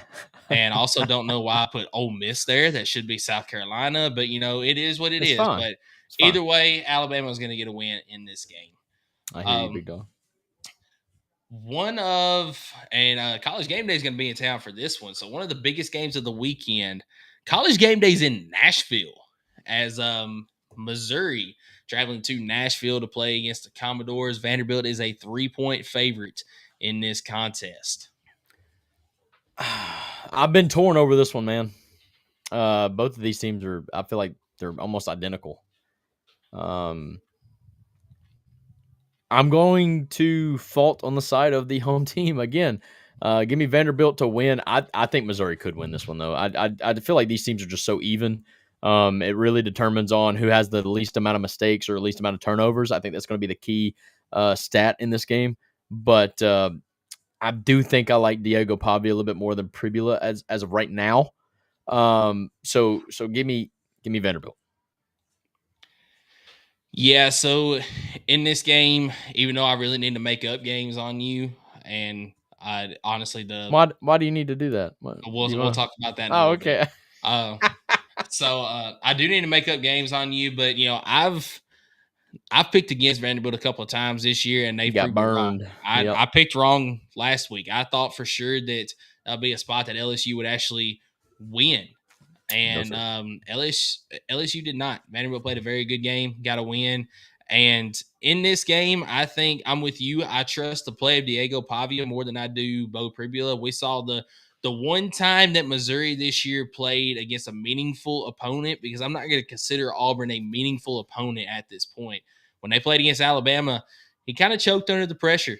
I mean, he had 2 interceptions in the fourth quarter that led to Alabama winning that ball game. So, and Missouri had a chance to win that game. I mean, you got to give them credit there too. But like you said, they choked. Yeah, and this is a game where Vanderbilt is going to have the majority of the fans there. I mean, Vanderbilt, they've only got 1 loss on the season. College Game Day is in town. It's absolutely going to be rocking at First Bank Stadium. And I just feel like they're really about to pump this Diego Pavia Heisman campaign. And I feel like this game has a lot to do with it. So if Diego Pavia goes out there and lays an egg, then it's all for nothing. But there's no, in my opinion, there is no coincidence that Game Day's in town after he strikes the Heisman pose after a touchdown last week and all that. I don't know. I just feel like this is Vanderbilt's push to get him in the spotlight, and he's going to have to back that up. And here's what I will say about Vanderbilt. I'll give them credit. The season's not over. They still got a lot of work to do. But we all laughed and scoffed when he said that, Diego Pavia said that, he came back to win a championship and to compete for one. By golly, they're in the thick of it, man. They're top 10 team right now in the nation. And if they win this game, man, they could be coming into Knoxville for a chance to play in the playoff. That would be a huge game. Who would have thought that going into the season? I mean, who would have thought that sitting here right now, Vanderbilt's got better odds of making the playoffs than Tennessee does? I don't think anybody would have said that. Nobody but Vanderbilt fans, right? So no, well, the couple of fans that they had at the beginning of the season, but now it's funny how bandwagoners work, right? Half of Vanderbilt's fans are just Tennessee haters. It's crazy. It's pretty much. Fine. But I've also got Vanderbilt in this one. Next game on the slate, it's a sneaky good one. You got Texas traveling to Mississippi State. This game at 4:15 Eastern on the SEC Network. Texas, a 7-point favorite on the road. Do you want this one first? Because I have a rant on this one. Yeah, I'll take this one first. So Mississippi Texas, State. they have not impressed this No, they season haven't. at all. And you saw the absolute snooze fest of a game that Arch Manning and Texas had against Kentucky last week. I would like to say that Kentucky will be better this week and they're going to handle Mississippi State. Texas, but yes. You said Kentucky. You said Kentucky will be better. Sorry. We're going to hope that that's not the case. But yeah. I mean, I would like to say that Texas would be better this week against Mississippi State after the way that they played against Kentucky. But I just don't know if they are because they haven't proven it so far. Now, I think that Texas wins the ball game. But I think it's going to be very, very close. It's going to come down to a last place situation similar to what it did last week against Kentucky, as well as Mississippi State last week against who was it that they played last week? Mississippi State? Yeah, Florida. Yep. Yeah, should have won that game. But yeah, I think Texas wins, but it's going to be very, very close. All right, that's fine. Yeah, I'm just saying, like, this is interesting because it's Texas. It's another game on the road, back to back. I think I value, and Big Blue, I'm hoping you're on your podcast now, not still watching, but I value Mississippi State better than Kentucky. I don't think that's a real hot take. It's not. But I have to think Texas comes up with a better game plan, and they got to bounce back. Even though they won, it did not feel like a win. Nobody in that building feels like they won that game last week. So I think Texas will win, and they need to roll. They need to win by 10 points. You know how bad I want to pick Mississippi State to win this game? Oh, I want them to win bad because, man, does that not help Tennessee even more if we could just win out and Mississippi State can kind of boost their resume too? Man, that'd be huge. Yeah, but I just sitting here right now, I just can't pick that. No, I can't. Next not game, on the record. No, this game to me is the biggest game of the weekend. It's Texas A&M traveling to Baton Rouge to play against the Tigers. Texas A&M is a 2.5-point favorite on the road. So the old me would sit here and say, this is where LSU gets it done. A&M's not going undefeated. There's absolutely no way. They go into Baton Rouge at night and beat them. But this is the new me. And there's no reason for me to doubt A&M. There's no reason for me to doubt Mike Elko. Even though they struggled against Arkansas, I think Arkansas has just proven to people that they are a decent team, by God. And they didn't think that when we struggled against them because it was us. But I think A&M actually goes into Baton Rouge. And here's my biggest reason why. I think they go in and they win and they cover. It's not a real big number to cover. But I think they do win by a field goal at least because I do not trust LSU's offense with anything. And I do trust Marcel Reed. And I do trust Mario Craver. And I think they get it done just because simply they're going to outscore LSU. I don't think LSU can keep up. I don't think Nussmeier is going to play that perfect game and not make any mistakes. And I don't know. Honestly, I think the total here, LSU's defense is great. I don't want to sit here and overlook that fact. But boy, did they not look great last week. I'm telling you, now you can sit here and say Weeks was not in. He didn't play. Well, I mean, his brother still was playing. And they talk all season long about how the two deep at linebacker was just as good, but they didn't look good last week. And I would think they may bounce back. They're going to look better. They're at home, obviously, but I still think A&M has more tools in their tool bag to get the job done. Give me the Aggies. So this is your chance to get one back here. I just want you to know that I am a Texas A&M believer this year. I am. I mean, they can drop one and still be there. I mean, they're undefeated. They've given themselves the room, right? But I look at this schedule right now, and I've already said this year, I do not think there is an undefeated SEC team this season. No, I don't see that happening again anytime soon. Bama may be undefeated in the conference, but they still had the loss to Florida State. Yes. But I don't see. I had to bring that up, but I don't see a team going completely undefeated in the SEC. But if Texas A&M was to win this game, they're in the driver's seat. I think they do go undefeated. They're in the driver's seat. Look, this is the rest of their schedule, and granted, they'll lose to Texas. There's a couple of games that are not easy, but the rest of their schedule after LSU this weekend is Missouri on the road. That's tough. That's tough. South Carolina at home. Samford, and then Texas on the road. There's still 2 losses there, even if they beat LSU. There's still There 2 is losses still there. 2 losses.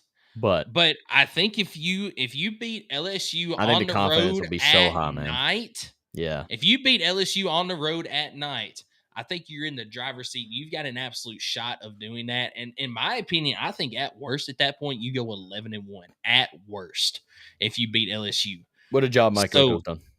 Absolutely. Which goes to show that the talent has always been there at Texas A&M, but Jimbo Fisher just could not get it done. You get in somebody else, and they can absolutely do it. And Mike Elko is doing a fantastic job. Having said that, I'm not a believer in LSU at all. But if there is a letdown spot for this Texas A&M team this year, it is this game at Baton Rouge at night. That's the biggest factor out of all of this. It is Baton Rouge at night. Those Cajuns have got all day long to drink, and it's going to be loud. So I think LSU wins this game close. Reason why I backed close. that pick, and like I said, the old me would do the same thing, but Brian Kelly's coaching for his job in this game. I do believe if he loses this game, conversations get very serious about that man getting out of the building. So he's got a lot to prove here. And will his players stick up for him? I don't know. We'll find out. Yep, absolutely. So last game of the weekend, it is the one game that we're ready for. It's Tennessee, it's Kentucky. It's the Battle of the Beer Barrel, even though they're not playing for it. 7:45 Eastern time on the SEC Network. Tennessee an 8-point favorite. I'm going to say they cover. I think saying Tennessee Vols is going to win is kind of a mute point. We're both going to pick that team. It's not like last week where I let us down, but I didn't let me down. Anyways, give me the Vols to cover here. I think the Vols need to win, and they need to win big if they want to restore my hopes and us proving that we are a playoff contending team. Yeah, I'm also going to pick Tennessee to win this game. I literally just said you can't just pick to win. You got to pick to cover or not to cover. I know. The cover is hard, but I do think Tennessee covers. I think they win. Okay. All right. Yeah, right. I think they win by 10 in this game. You're nervous. But I don't think that it's going to be a blowout type game. I think Kentucky does keep it close. I hope it's a blowout type game. I do too, for our sake. I just don't know if I can pick it, man. Give me 3 tutties. 3 tutties. I would love to see that. I would love to see this as a get right game for Tennessee. Like a 41-20. Give me that. Yeah, we need that type of game. Give me all that. Clip it, chat. So this is where we find out what kind of week Skylar had last week. What kind of week I had. Oh, you want to know something, Skylar? Was that undefeated? You went 8-0 last week. Yes, sir. Let's go. What a week. It hurt me. It hurt me picking it, especially one game. But I just knew we weren't. It's fine. I'm not going to brag about it. Yeah, it's nice to do it. No, I'm not. I hate that it took Bama beating us for me to go 8-0. But at least I look good because it happened. But at the end of the day, I never like to pick against my boys. Yeah, you would have a 20-game lead on me if it wasn't for I did pick Mississippi State as my upset pick, and unfortunately they didn't win outright because of They had a chance to, man. They were coming back. What an interception from Florida's defensive end. But Yep. They did get the cover, so I did get an extra point for that one. But upset pick of the week this week. Who you got? Man, it's been a great year so far for me. I need to not mess it up. 83-10. Come on. Upset pick of the week. I'm kind of torn because I didn't really have a good one, to be honest with you. So I'm probably going to go with one that's not going to move the needle for a lot of people. But I am going to take North Carolina to beat the Virginia Cavaliers. I don't know why I'm betting on North Carolina here. I'm not betting on it, actually. But I had to have one. They're a 10.5-point dog. And I just think it makes the most sense of the choices I got. So give me North Carolina to somehow figure out something and beat Virginia. Yeah, I definitely think that could happen. And I'm really no. I think they're about to get rolled, dude. They suck. I mean, they probably would. But it's fine. If they do it, you just got to know it's just my year, man. Like if that happens, just chalk it up. It's fine. Yeah, I mean, I'll still find a way to blow it. Don't worry. I know you won't at this point. So there's actually not a lot of games that I really just love that stand out to me that are double-digit favorites, but one that I'm going to pick, and I'm not going to make any secondary picks because lo and behold, last week I mentioned another one off the wall that could happen, and sure And enough, it did happen. It's always the one you never pick, bro. It's always every single time. I've done that. Look, literally every single year that we do this, I do it at least 3 times in a season. That was the 3rd time this season I have done that. Yep. You need to do it and then like swap your pick. That's what you need to do. You'd be like, oh, and by the way, I've been looking at this one, and then flip it and then see how it works. But I'm gonna ride with one game, and I'm not gonna look at any other ones, mention any other ones. I'm gonna go with Minnesota. I seen that on the road against Iowa. Minnesota, a 9.5-point underdog going into this game. That counts. Iowa is definitely not the team that they used to be, but they're still not a just powerhouse by any means. Minnesota has been a sneaky good team over the last several years. Obviously not competing for anything in the Big Ten, but I think that they can go into Iowa and they can get a win against the Hawkeyes this weekend. Wow. I like it. Man, that 83-10 looks so good. Can you keep it? Can you keep it there? Can you? You can you can cover yours, but lead the 83 83 and what a winning record that is a solid percentage there, my guy. In all honesty, that looks like my record from the first year that we did it. Except except for my upset pick of the way, part of the game. It's fine. It's fine. When it came to the actual picks our first year, I dominated that. But I don't know if you dominated. Calm down. Okay. You did have less losses, right? You picked more right games. I dominated that part. You just dominated the upset picks. You hit 3 of them that year. I'll let you have your win there. That's fine. Yeah, so you beat me in March Madness too. I mean that's a sport that but just let me stick to football here. I got this. It's fine. Yeah, exactly. So, we're raking with Jaxson because Jake just got fired. All right. What's up, Jake? I deserve it. I mean, how am I going to go basically undefeated last week and then drop an eggshell almost? I mean, terrible. Only you could answer that for us, honestly. Guys, at this point, you might as well admit me because I'm certified bipolar when it comes to this stuff. But it's okay. We got to bounce back if we actually want to make money this year. We're 19-21 overall. Well. Here's the deal. I'm sure out of those 19 wins, maybe I picked a plus 250 in there, and really break even. But you didn't. My account is definitely negative. Okay, it's fine. You don't have a separate account. You're feeding. No, I've been riding with you the whole time on Action 247. Come on, brought to you. By the way, Raking with Jake is brought to you by Action 247. Promo code Vol Fanatics. All right. But no, Jake, how are we doing? Terrible. I'm just going to go back because last week sucked. Last week absolutely sucked. It was another weird week. That it was a get right week. I mean, that's the easiest way to put it. I mean, if you look at the bets that I had, LSU money line at Vanderbilt, what the heck was that? I doubted that one, but I still bet it because I ride with you. But I did doubt that one. Yeah, well, I doubted myself, and we see where we're at now.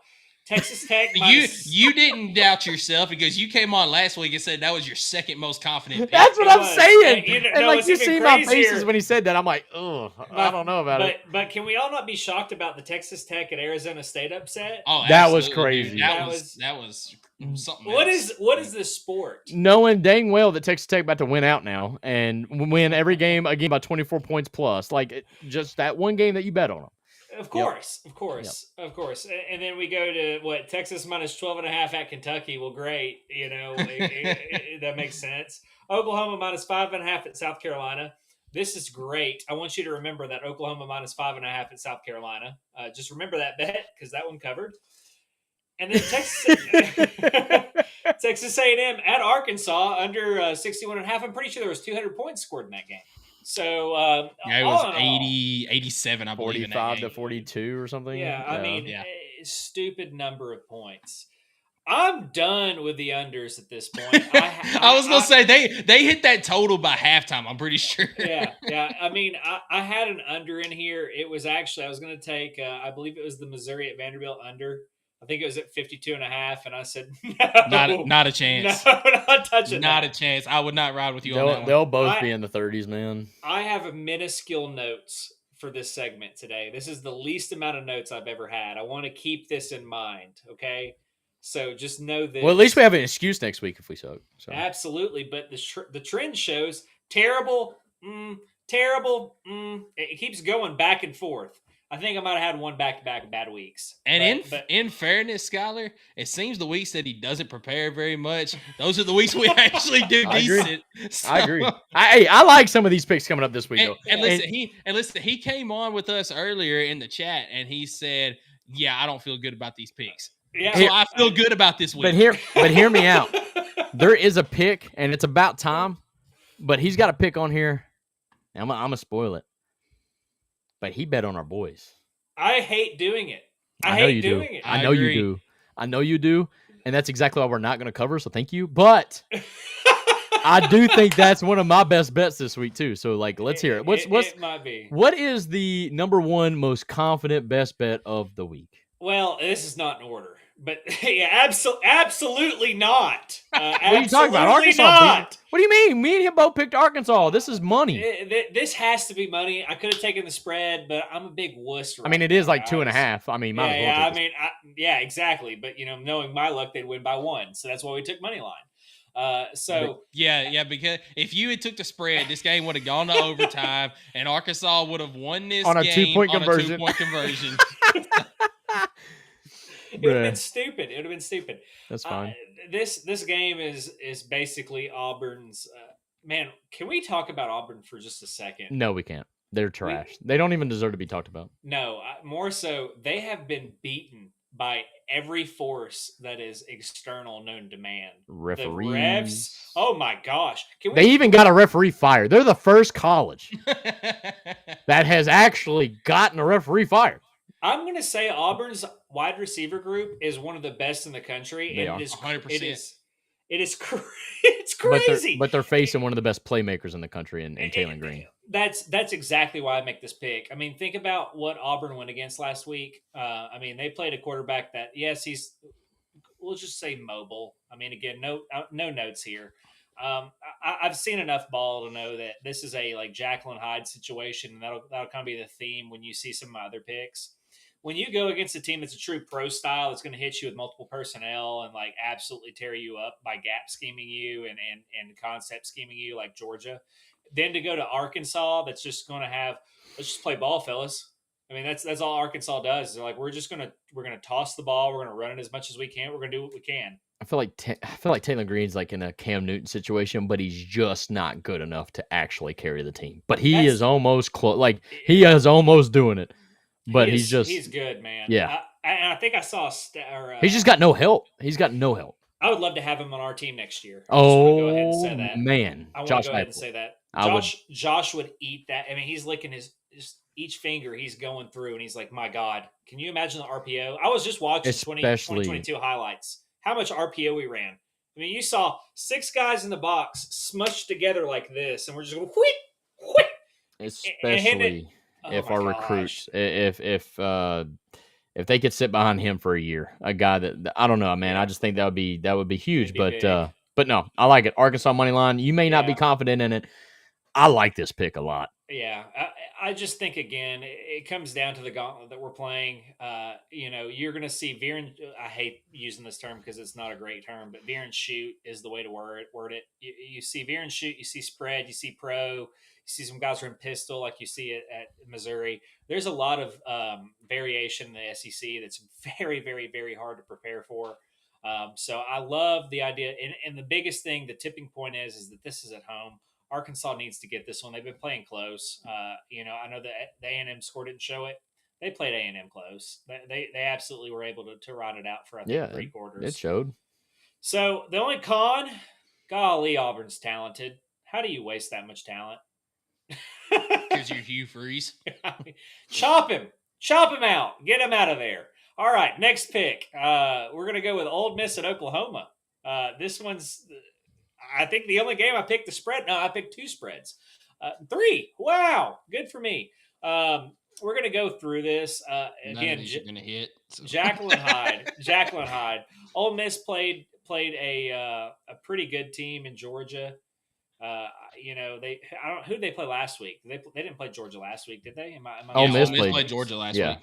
Yeah, I mean, the problem with Ole Miss, they don't have the best defense like they did last year. They're pretty good. They've upgraded kind of overall. If I already give Ole Miss a grade on NCAA 2025, I give them like an 86, 87.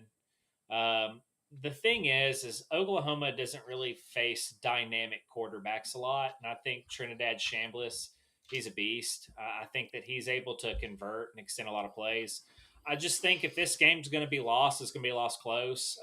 Recent scheme shows Oklahoma's not seen something like this. Venables is anal about the way that he tries to coach ball. I know how these defensive coordinators move. I can tell you that's the biggest thing. Only con is Oklahoma's defense is outstanding. I think they're one of the best defenses in the country. They play very, very crash heavy to the ball. But again, I still feel like when you look at this, Ole Miss should keep this within 3 points. I don't know if they win. I love this pick. So, I agree with that. I think it's a field goal game regardless. You've seen across the SEC, the average margin of victory is almost single digits. I think, really, they're competitive with the NFL. Maybe even better than the NFL. And I'm not trying to sit there and compare the two, but NFL is supposed to have the teams pretty equal. Where the SEC and college football in general, I mean, it just normally doesn't happen. But yeah, I mean, you're seeing a bunch of these scores be within a touchdown or less. I like this line a lot. I'm getting a message right now, Michael. You're selling picks. So they said Michael sales job? Question. This isn't a private group message, but apparently probably yeah, absolutely. Yeah. What's crazy about that topic is I think the NBA has now had like 3 people arrested, and so I'm also arrested. So I just want to make that known. All right, cool. That's crazy. That's actually crazy to think about. It is the scandalous situation. I'm going to just go ahead and equate all of my bad picks to insider trading and fixing. So just want to say that. I think it's not me. I think it's everybody else around me. I cannot be to blame. It's everybody else. So I'm glad to see we're almost at 50 viewers on X. I'd like for somebody to say something. No, it's a bunch of bots. It's okay. Thanks, Elon. On to number 3. We got Missouri at Vanderbilt. Vanderbilt -3. Good God. Why am I picking this? I just picked against Vanderbilt last week. That's why you're doing it. You feel guilty. Why I'm doing it. Yep, you feel guilty, and you got to give it back. Conviction. Michael, I immediately regret my Vanderbilt pick. I think Missouri may actually win this game. I think the over-under was 52.5. I think this game could be the dumbest game we've ever watched. I think that Missouri is going to go in doing what they do. Again, they have a pistol style. It's not really a pro set. It's more of a spread set. But they get box numbers, run a little bit of RPO. My notes here, I have one note for each team. Pros, Vandy's will. Vandy is here to win. Why are they top 10 right now? Why? Well, we know because why. They beat LSU. Well, exactly, but they're top 10. What? I'm just gonna keep asking questions here. I mean, they're 6-1. It's crazy. It's crazy. It's stupid, and I hate their 1 losses to Alabama. I hate the concept of having to play them for a playoff game. I really do. It's gonna end up being that. Yep. My gut. We got to get through. We got to get through Oklahoma and Florida, which is a job of its own for Tennessee. But could you imagine us playing spoiler to Vanderbilt?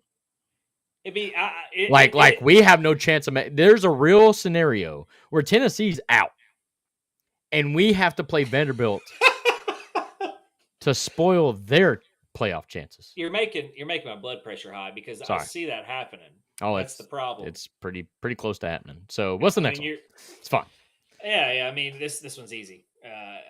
Texas A&M money line at LSU. Get Brian Kelly out of there. Get him out. Get him out. Michael, I now no longer feel good about this pick either. Let's. No, I'm joking. Brian Kelly for Coach of the Year. Yeah, I mean, seriously, what is up with why has Brian Kelly not?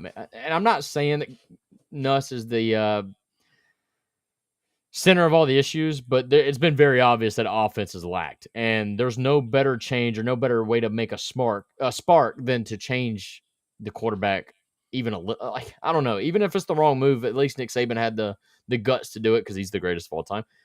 To show the world that, like, no, Jalen Milroe at the time was our best option to win a game. As of right now, LSU fans are baffled because I don't think they feel like Garrett Nussmeier is their best chance to win a game. Wasn't he the Heisman favorite preseason at one point? That was overblown, and I knew that. That was dumb. But still, just fathom that. A&M's crazy. Their head coach, what's the guy's name? Don't tell Mike me. Elko. I watched from him. Duke. Watched him last year drop some stupid quarterback run schemes out of the pass game, which is unheard of. He does some really cool things. I think schematically he is impossible to game plan for because it's kind of like you get with Lane Kiffin.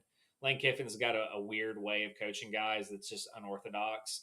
Instead of going like, okay, we're going to worry about the gap, and they're in this formation, we need to adjust to this. It's like, no, we're just going to do a little shimmy and shake, and we're going to change things up just by a split hair, and we're going to win a ball game. That on top of the fact that Texas A&M's front seven's vile. They're a potent team that's explosive on defense. I don't even have a pro and con here. I just think A&M might be the only undefeated team. One, because of their schedule, and two, because they have kind of what everybody would want: a dynamic quarterback, a good defense, and a lot of scoring power. I mean, that's all you can ask for. So the only thing I hate about it at LSU, but LSU is dead man walking right now. I mean, they are underperforming in they lost to Vandy.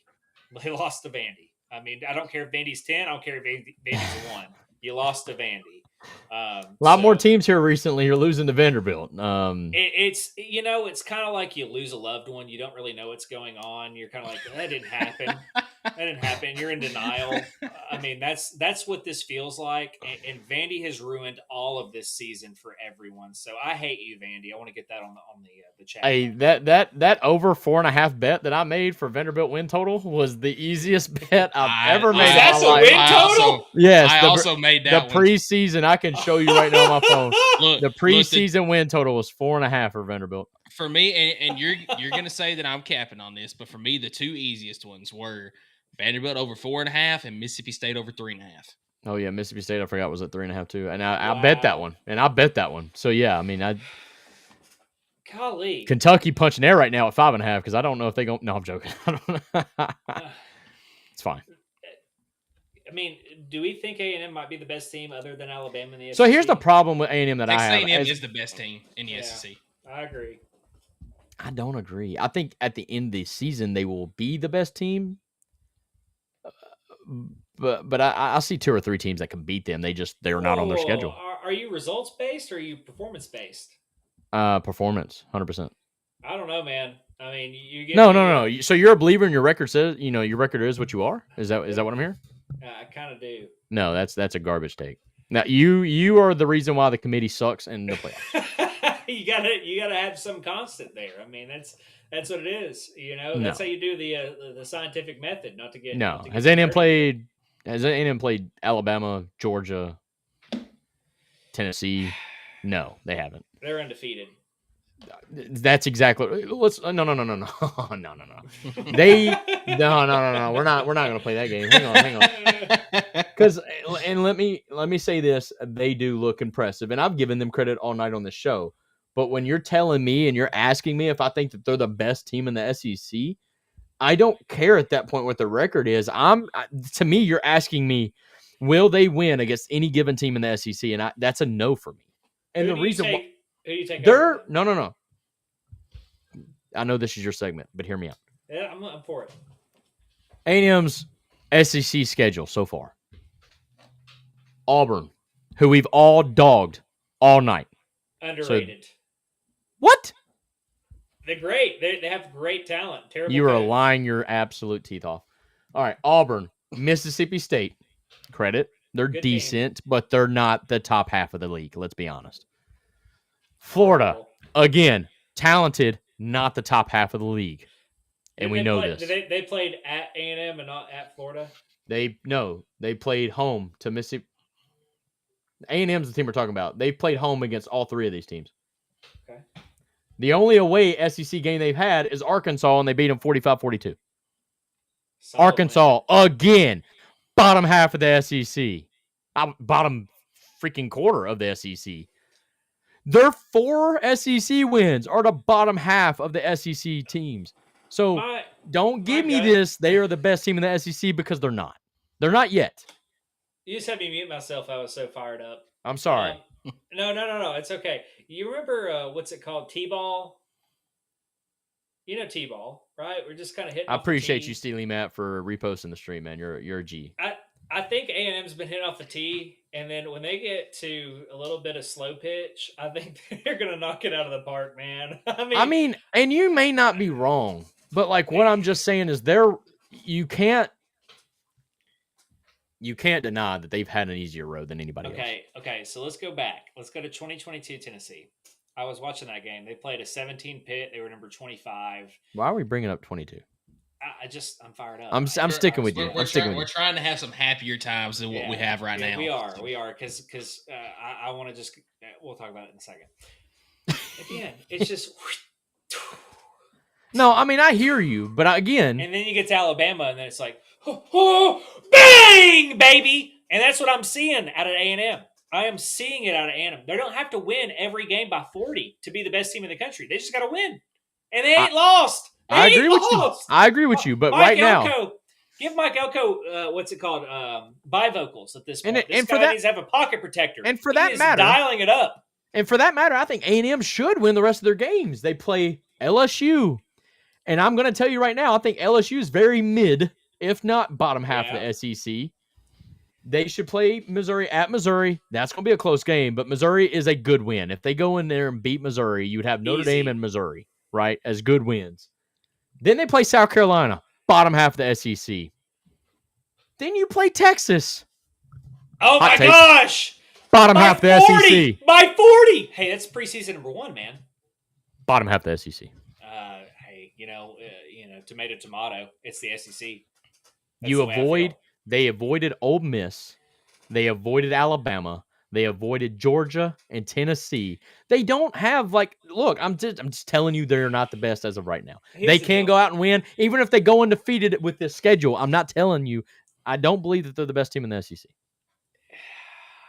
At the end of the day, Michael's over there smiling because he knows it's just between me and you right now. But I'm telling you, you can't argue with that. You can, but you would just be Mario Craver from Bolitnikoff. I would agree with that. Texas A&M is the best team in the SEC. Yes! It's that easy. They just keep winning. I don't like them. Whoa! God! I had to take over here. Michael, fix this, producer, please. I rage quit. I don't know how to fix it. This guy is showing a big face of eat the truth. Okay, that's what I just. I don't saw. think A&M is the best team in the league right now, man. We'll just because their record is undefeated. Yeah, I mean exactly. Well, because that's a playoff team. I'm not disagreeing with that, but they're not the best in the league in my opinion. Hey, it's okay. Because at the end of the day, it doesn't matter what they do because this last pick just goes on to show week in and week out what the Vols are about. I got the Vols covering. I hate this pick. Dude, there's no way. Vols never cover. They don't, but -8. Kentucky, I think, has half of their roster out this game. I'm pretty sure I saw the injury report, and that's pretty vile. Kentucky sucks. They are so bad at pass defense when it comes to the pressure, when it comes to yards put up. I want to see Chris Brazzell get back to He might have 300. Yeah. He might just drop a 300 bomb. Or Staley. Staley's came on strong. I want to see Chris Brazzell, Braylon Staley, and Mike Matthews all have 100 yards receiving on Saturday. Have we had 3? We know, yeah, that's happened this year already, I think. No, not all 3 of them in the same game. We had Matthews and Brazzell with both with 100. It has happened before that there's been 3 100-yard wide receivers, if I'm not mistaken. Right. But not this year. All right. Well, I like it. I like that you're betting on the boys. That's a change, and hopefully it's a change for good. I think it is because, here's the deal. I know what Kentucky does because Stoops has been there for 40 years. I've got to scheme against the guy. He loves zone defense, and that is a recipe for disaster. Got to be able to throw over the middle with that. Yeah, but last year, the game was close-ish, and then we kind of separated. I think that if you're going to bring any pressure and his own pressure, it's so stupid how many holes are opened up. And I think Aguilar, if you watch how quickly he makes decisions, this is a different type of guy. Nico does not make decisions quickly. He can throw very accurate balls. That's what kind of helped us in that game last year. This year, it's like just make the right decision because it's going to be wide open. I have no issue picking this one. Honestly, my most confident bet. Just to be completely All right, so candid. Kentucky's beating Tennessee on Saturday. Crap. Kentucky by 30. He had to double. Yeah. He had to double down on it too. That's I did. That was a bad like I was part. just giving you credit, but then you went ahead and like squashed the bug. Okay, I did. all right. That's But fine. now, just remember that if you do bet on these picks, I can't recommend that you do that this year considering the overall record. But if you do, make sure that you use the Action 247 Sportsbook app and use promo code VOL Fanatics. They are the show sponsor this year. So we appreciate them very much. And also, if you do have a gambling problem, as obviously some of us do, make sure you do call that hotline number 1-800-889-9789. Do not bet any money that you do not have because you can get in trouble very quickly. I have one Yes, last Jake. thing. I don't know if we talked about the pick six at half. We should. I feel like I talked about it for like 30 minutes earlier if you were listening, but yeah, go ahead. I was playing the new Battlefield. I mean, squad up. Let's go. I'm joking. We got to shoot her. Okay. Go ahead. Pick six. It is disgusting how much they gave us in the A gap. If you go back schematically and you look at how much room we had to rush, we had like one guy to beat. Mm-hmm. Yep. And Bishop was beating him all night. And we literally ran John Gruden's Spider 2Y banana. I mean, it is like verbatim textbook Spider 2Y banana. Yeah, Joey Aguilar missed through it. Could you say it's a bad play because it was play action? Yeah. Holy crap. Just run the ball up the middle. The one time. Make it simple. Just the one time. I know it's ballsy. I know you have to do it. And if you don't, you're not. But you show that you trust your offensive line, and you show that you trust your playmaker, Deshaun Bishop. And if you don't get it at that point, you're 100% right. You don't deserve to get in there, and nothing worse happens. I want to just reiterate: we are a what 6-2, 5-2. We're 5-2. 5-2. 5-2. We'll be 6-2 here in a couple days. We will, but we're a 5-2 team that is 2 plays from being very, very close to undefeated. Oh yeah. I mean, obviously we can talk about the kick, but truthfully, I think that Alabama game becomes a whole different ball game when you go into running just inside zone or running. Man, they did a great job with that trap where they just sprinted out either the tight end and just kind of filled it, almost like an ISO. So close. So close. Yeah. We'll be 6-2 by like a 7-point margin now because we took them to cover 8. But it's fine. Yeah. Well, if you can score half points, it'd be 7.5. Yeah, I mean that's fine. Yeah, that's fine. So, real quick, do y'all want a WTF pick for this week? Because Are you sure? so far on the season, Are you sure? Yeah. So far on the season, these are plus money picks. By the way, we're 7-4 on WTF picks. We went 3-1 last week. The only mess up was Auburn did not win outright against Missouri. So that wasn't mine though. So we're good. Yeah. So Georgia Tech. They won. BYU won as well, and so did Houston. Georgia Tech's my team, bro. Come on. I'm going to go with a team that has made me money for 2 years. And BYU! Them the whole time. BYU is a 2.5-point favorite. I knew where that was going. a 2.5-point underdog on the road this week against Iowa State. And, it's hard to go into Iowa State and get a win. I will grant you that. But when you look at the stats this year, so BYU, they're undefeated on the season. 5-2 against the spread this year. Iowa State 5-2 in the year, 3-4 against the spread. And BYU, one of these games, they are going to absolutely burn me as Texas Tech did last week. But until that happens, I'm going to keep riding it, and I've got BYU winning outright against Iowa State this weekend on the road. Good, because I'm sending Mormons your way this weekend. They are coming to do some mission work, and I hope you can fire them up just as much as you fired me up on this bet. Awesome. Sounds like Can I add? I think I want to add one more. Go for it. I'm shotting in the dock here. But I just don't like it because I don't like that it's the away team. I didn't like a lot of games this week. It's Rutgers is favored by 1.5 over Purdue. That's the other one that I looked at. So I'm going to ride with Purdue on that one now. Both teams are god-awful. But, I mean, I default to the home team when it's a pick 'em, and for some reason they're giving it to the away team, and I don't like it. Give me Purdue. Two of those games last week that we won on, it was wrong team favors and it was home underdogs. That's right. Give me Purdue. So that could happen. So probably not going to bet on it because these teams are god awful. But like I'm taking Virginia Tech over California. Oh, Virginia Tech over Cal. No, Virginia Tech is the favorite. I'm taking Cal. I'm sorry. Let me flip that over. Yeah, you're nuts on that one. I'm sorry. The only reason I say that is because I tried riding with Cal earlier this year, and that came back to burn me. So. All right, Jake, we're gonna need you to get back to notes, Bubba. And no, I'm joking.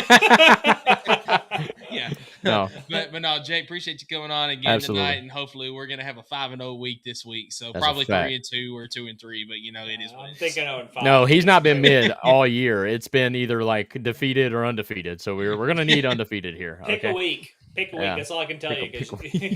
You better sell on the week and don't sell halfway through. Don't go on the season. So I hear you, big dog. Thank you so much for coming here and enjoy the rest of your night, man. Absolutely, man. So all right, we got one more thing to talk about before we wrap up tonight's show. It's the elephant in the room. It is the biggest news of the week outside of football. It is Tony V has officially accepted his manager role at the San Francisco Giants. Michael, what are your initial thoughts on? Obviously, we heard the rumors all weekend.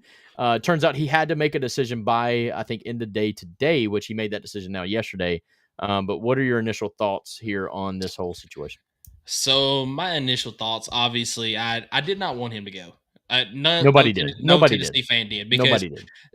This man, he took Tennessee from literally the absolute worst team in the SEC of the SEC and turned them into a powerhouse. It's a destination that every single player coming out of high school almost wants to at least visit and consider going to.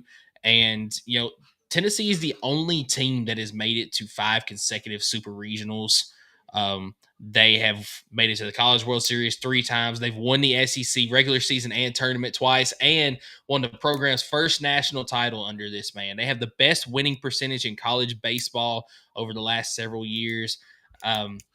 Love the man to death. And he has done so much, not just for the baseball program, but for the University of Tennessee. So obviously did not want him to go, but this is the major leagues. And this is history being made. There's never been a time that somebody that has no major league experience as a player or as a coach before has gone directly from college to be a manager in the pros. And no matter how loyal you are to a place, and trust me when I say this, that I do not think there was any way in the world that Tony Vitello was leaving Tennessee for another college program. There was always rumors that, when Dave Van Horn leaves, obviously Tony Vitello is going to go there. I don't think so. I do not think that he was going to leave Tennessee to go to any other college program because of what he had here. The one thing I was worried about, which ended up being a reality, was if the pros came knocking. And, he has dreams just like all of us do. And whether or not that be the pros, I can't say here or there. But this is the pros. This is the best of the best. I mean, it's the top. And for him to get that opportunity, I wish him well. We're definitely going to miss him. But he has nothing but love for the university, because how many other people, and I say this, there was probably several more, but how many other people would take the time to weigh out every possible outcome and weigh the decision as heavily as he did? Because honestly, when the reports first came out, he had 24 to 72 hours to make the decision. Yeah, he was able to get that extended. That 72 hours was up, if I'm not mistaken, Tuesday morning. And he was still weighing the decision so heavily that he was able to get that extended. He didn't make the decision until yesterday, and he had until today to do it. And the reason why is because they cannot they basically had to have a decision made before the World Series. Yeah. And then, last thing I have, then I'll turn it over to you, is, we knew how much Tennessee meant to him after the inter-squad scrimmage that happened on Tuesday. and you saw Tennessee faithful come out in full support of him, and he was in tears leaving the field. I mean, it was, you can tell how much Tennessee means to him, and he means a lot to us as well. So it wasn't an easy decision, but I fully support whatever he's doing. I wish him nothing but the best out in San Francisco.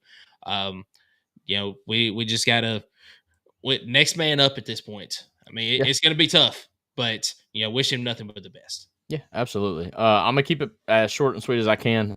This was a no-brainer in my opinion. The moment the rumors were swirling, I'm like, he's dumb if he doesn't do it.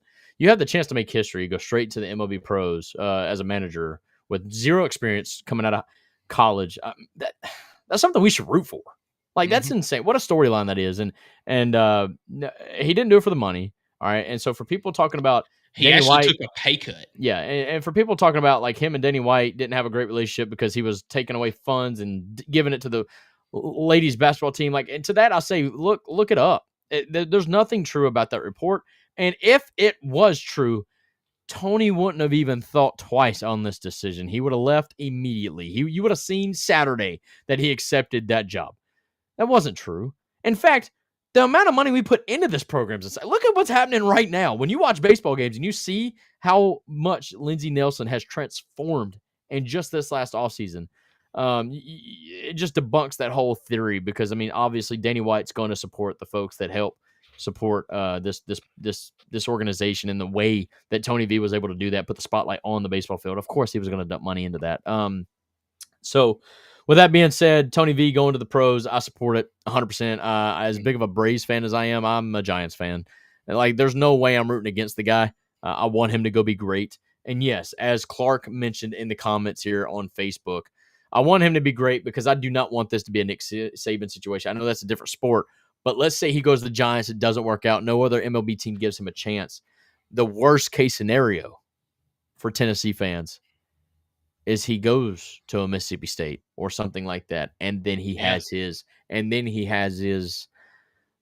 4 or 5 national championship run with that team. That is the utmost worst case scenario. I hope that doesn't happen.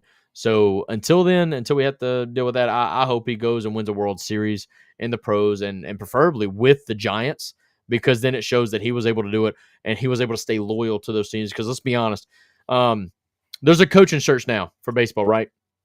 And I've seen fans be like, why would we hire within and take Josh Elander? Because what kind of head coaching experiences does he have? And to that I say, what kind of experience did Tony V have when we hired him? Exactly. And also, this is a point in the season to where you're not really banking on a coaching change either. No, it's too late for that. Yeah, absolutely. So, yeah, you can go out and get somebody else, but I mean, it's always a risk. Are they going to be good enough? Are they going to, live up to the expectations or anything like that? But also for me, and the biggest reason why I think it needs to be either Frank Anderson or Josh Elander that take the position, preferably for me, Josh Elander. Josh is the guy. Yes. Period. Clark says it best. You've got to keep what you currently have together, the team that you have currently and the recruits. Now, and Josh was a massive recruiter. Yes, absolutely. Now, are some recruits going to leave? Yeah, they probably inevitably are. As you said, inevitably, they probably are. But you've got to keep some sort of, sense of normalcy going into this. And that's why I think Josh Elander is the no-brainer hire. Now, what I will say is this. Danny White is one of the best in the business when it comes to being an athletic director. Hasn't really missed yet. Correct. Which is why I would completely disagree with him if he did not have a big coaching search. Go out there and interview different people, but also keep in the back of your mind, my guy is Josh Elander. And unless there's somebody else that sticks out to me in this interview that I say he could do a better job than Elander can, that's who I'm hiring. I'm hiring Josh Elander from within. He's going to be the head coach. And then at that point, all you do is you just move up Ross Kivett to take the associate head coaching job from where Elander was. You still got Frank Anderson as your pitching coach at that point as another associate coach there. I mean, that's the move that needs to be made. But Danny White would not be doing his job if he did not go out and have a full coaching search to make completely sure that is the hire that needs to be made. And unless my sources are wrong, this is where I really turn to the players. I follow some of the former players that came to the university, and all of them are even in support, saying Josh Elander is your guy. He's one of those guys that really built up some of the best relationships with the players. But even aside from that, unless my sources are just completely wrong, Josh Elander is absolutely available for the job. I don't think Tony V has the power. I mean, I'm sure he could if he negotiated the right way, but I don't think Josh Elander is going with Tony V to San Francisco. I don't think Frank Anderson is going with Tony V to San Francisco. I don't think that's how that works. At the end of the day, San Francisco is an organization, and at the end of the day, they really have the choice on who goes where in that program. Tony V is going to realize and understand that where he was the guy at Tennessee, he's now, and I hate to say just a manager for the San Francisco Giants, but he's now got a boss, whereas he was the guy. I mean, you could say Danny White was his boss, but at the end of the day, Danny White was very hands-off. Hey, this is your program. You're going to run it the way you want to. You're going to get your guys, whatever. Giants, it doesn't work like that. No MLB team really works like that. You look at NFL, look at Mike Vrabel and the Titans. That man had his hands tied the whole time. So it's not going to really work like Tony's team now. So he's going to have to do a really hard, he's going to have a hard time, I think, adjusting to that. But Tony V is a guy that can adjust to that, and I think that's why he took that job. So, yep, absolutely. So, right. really going to miss him, but really happy for him as well. Only other thing that I have is some exciting news came out for Tennessee basketball broadcasting crew today, as Mike Keith is going to be joined by former Vol Chris Lofton. That's awesome. On the broadcast. Friend of the show, signed that basketball for us right there. He is going to be alongside Mike Keith. And, man, I'm interested to hear, because he's going to be telling some stories in the broadcast about his time there at Tennessee, and just to learn a little bit more about what he went through. And then just his knowledge of the game is impeccable. So I cannot wait to hear, obviously, the voice of the Vols, Mike Keith, alongside Chris Lofton. Man, what a time. Yeah, absolutely. But a lot of people wanted Ron Slay, but Ron Slay's kind of made it to the big leagues now in the ESPN. Well, I was going to say, he's got a contract with ESPN. Yep. It wasn't going to happen. Nope. Chris Lofton is the next best thing, in my opinion. I agree. So another fantastic show tonight, man. Looking forward to a bounce back week this week, as far as against Kentucky, as far as ranking with Jake, as far as everything that has happened. We just got to bounce back after it's been a tough week. Yeah, you did. Yeah. I went 8-0. That's going to be hard to follow.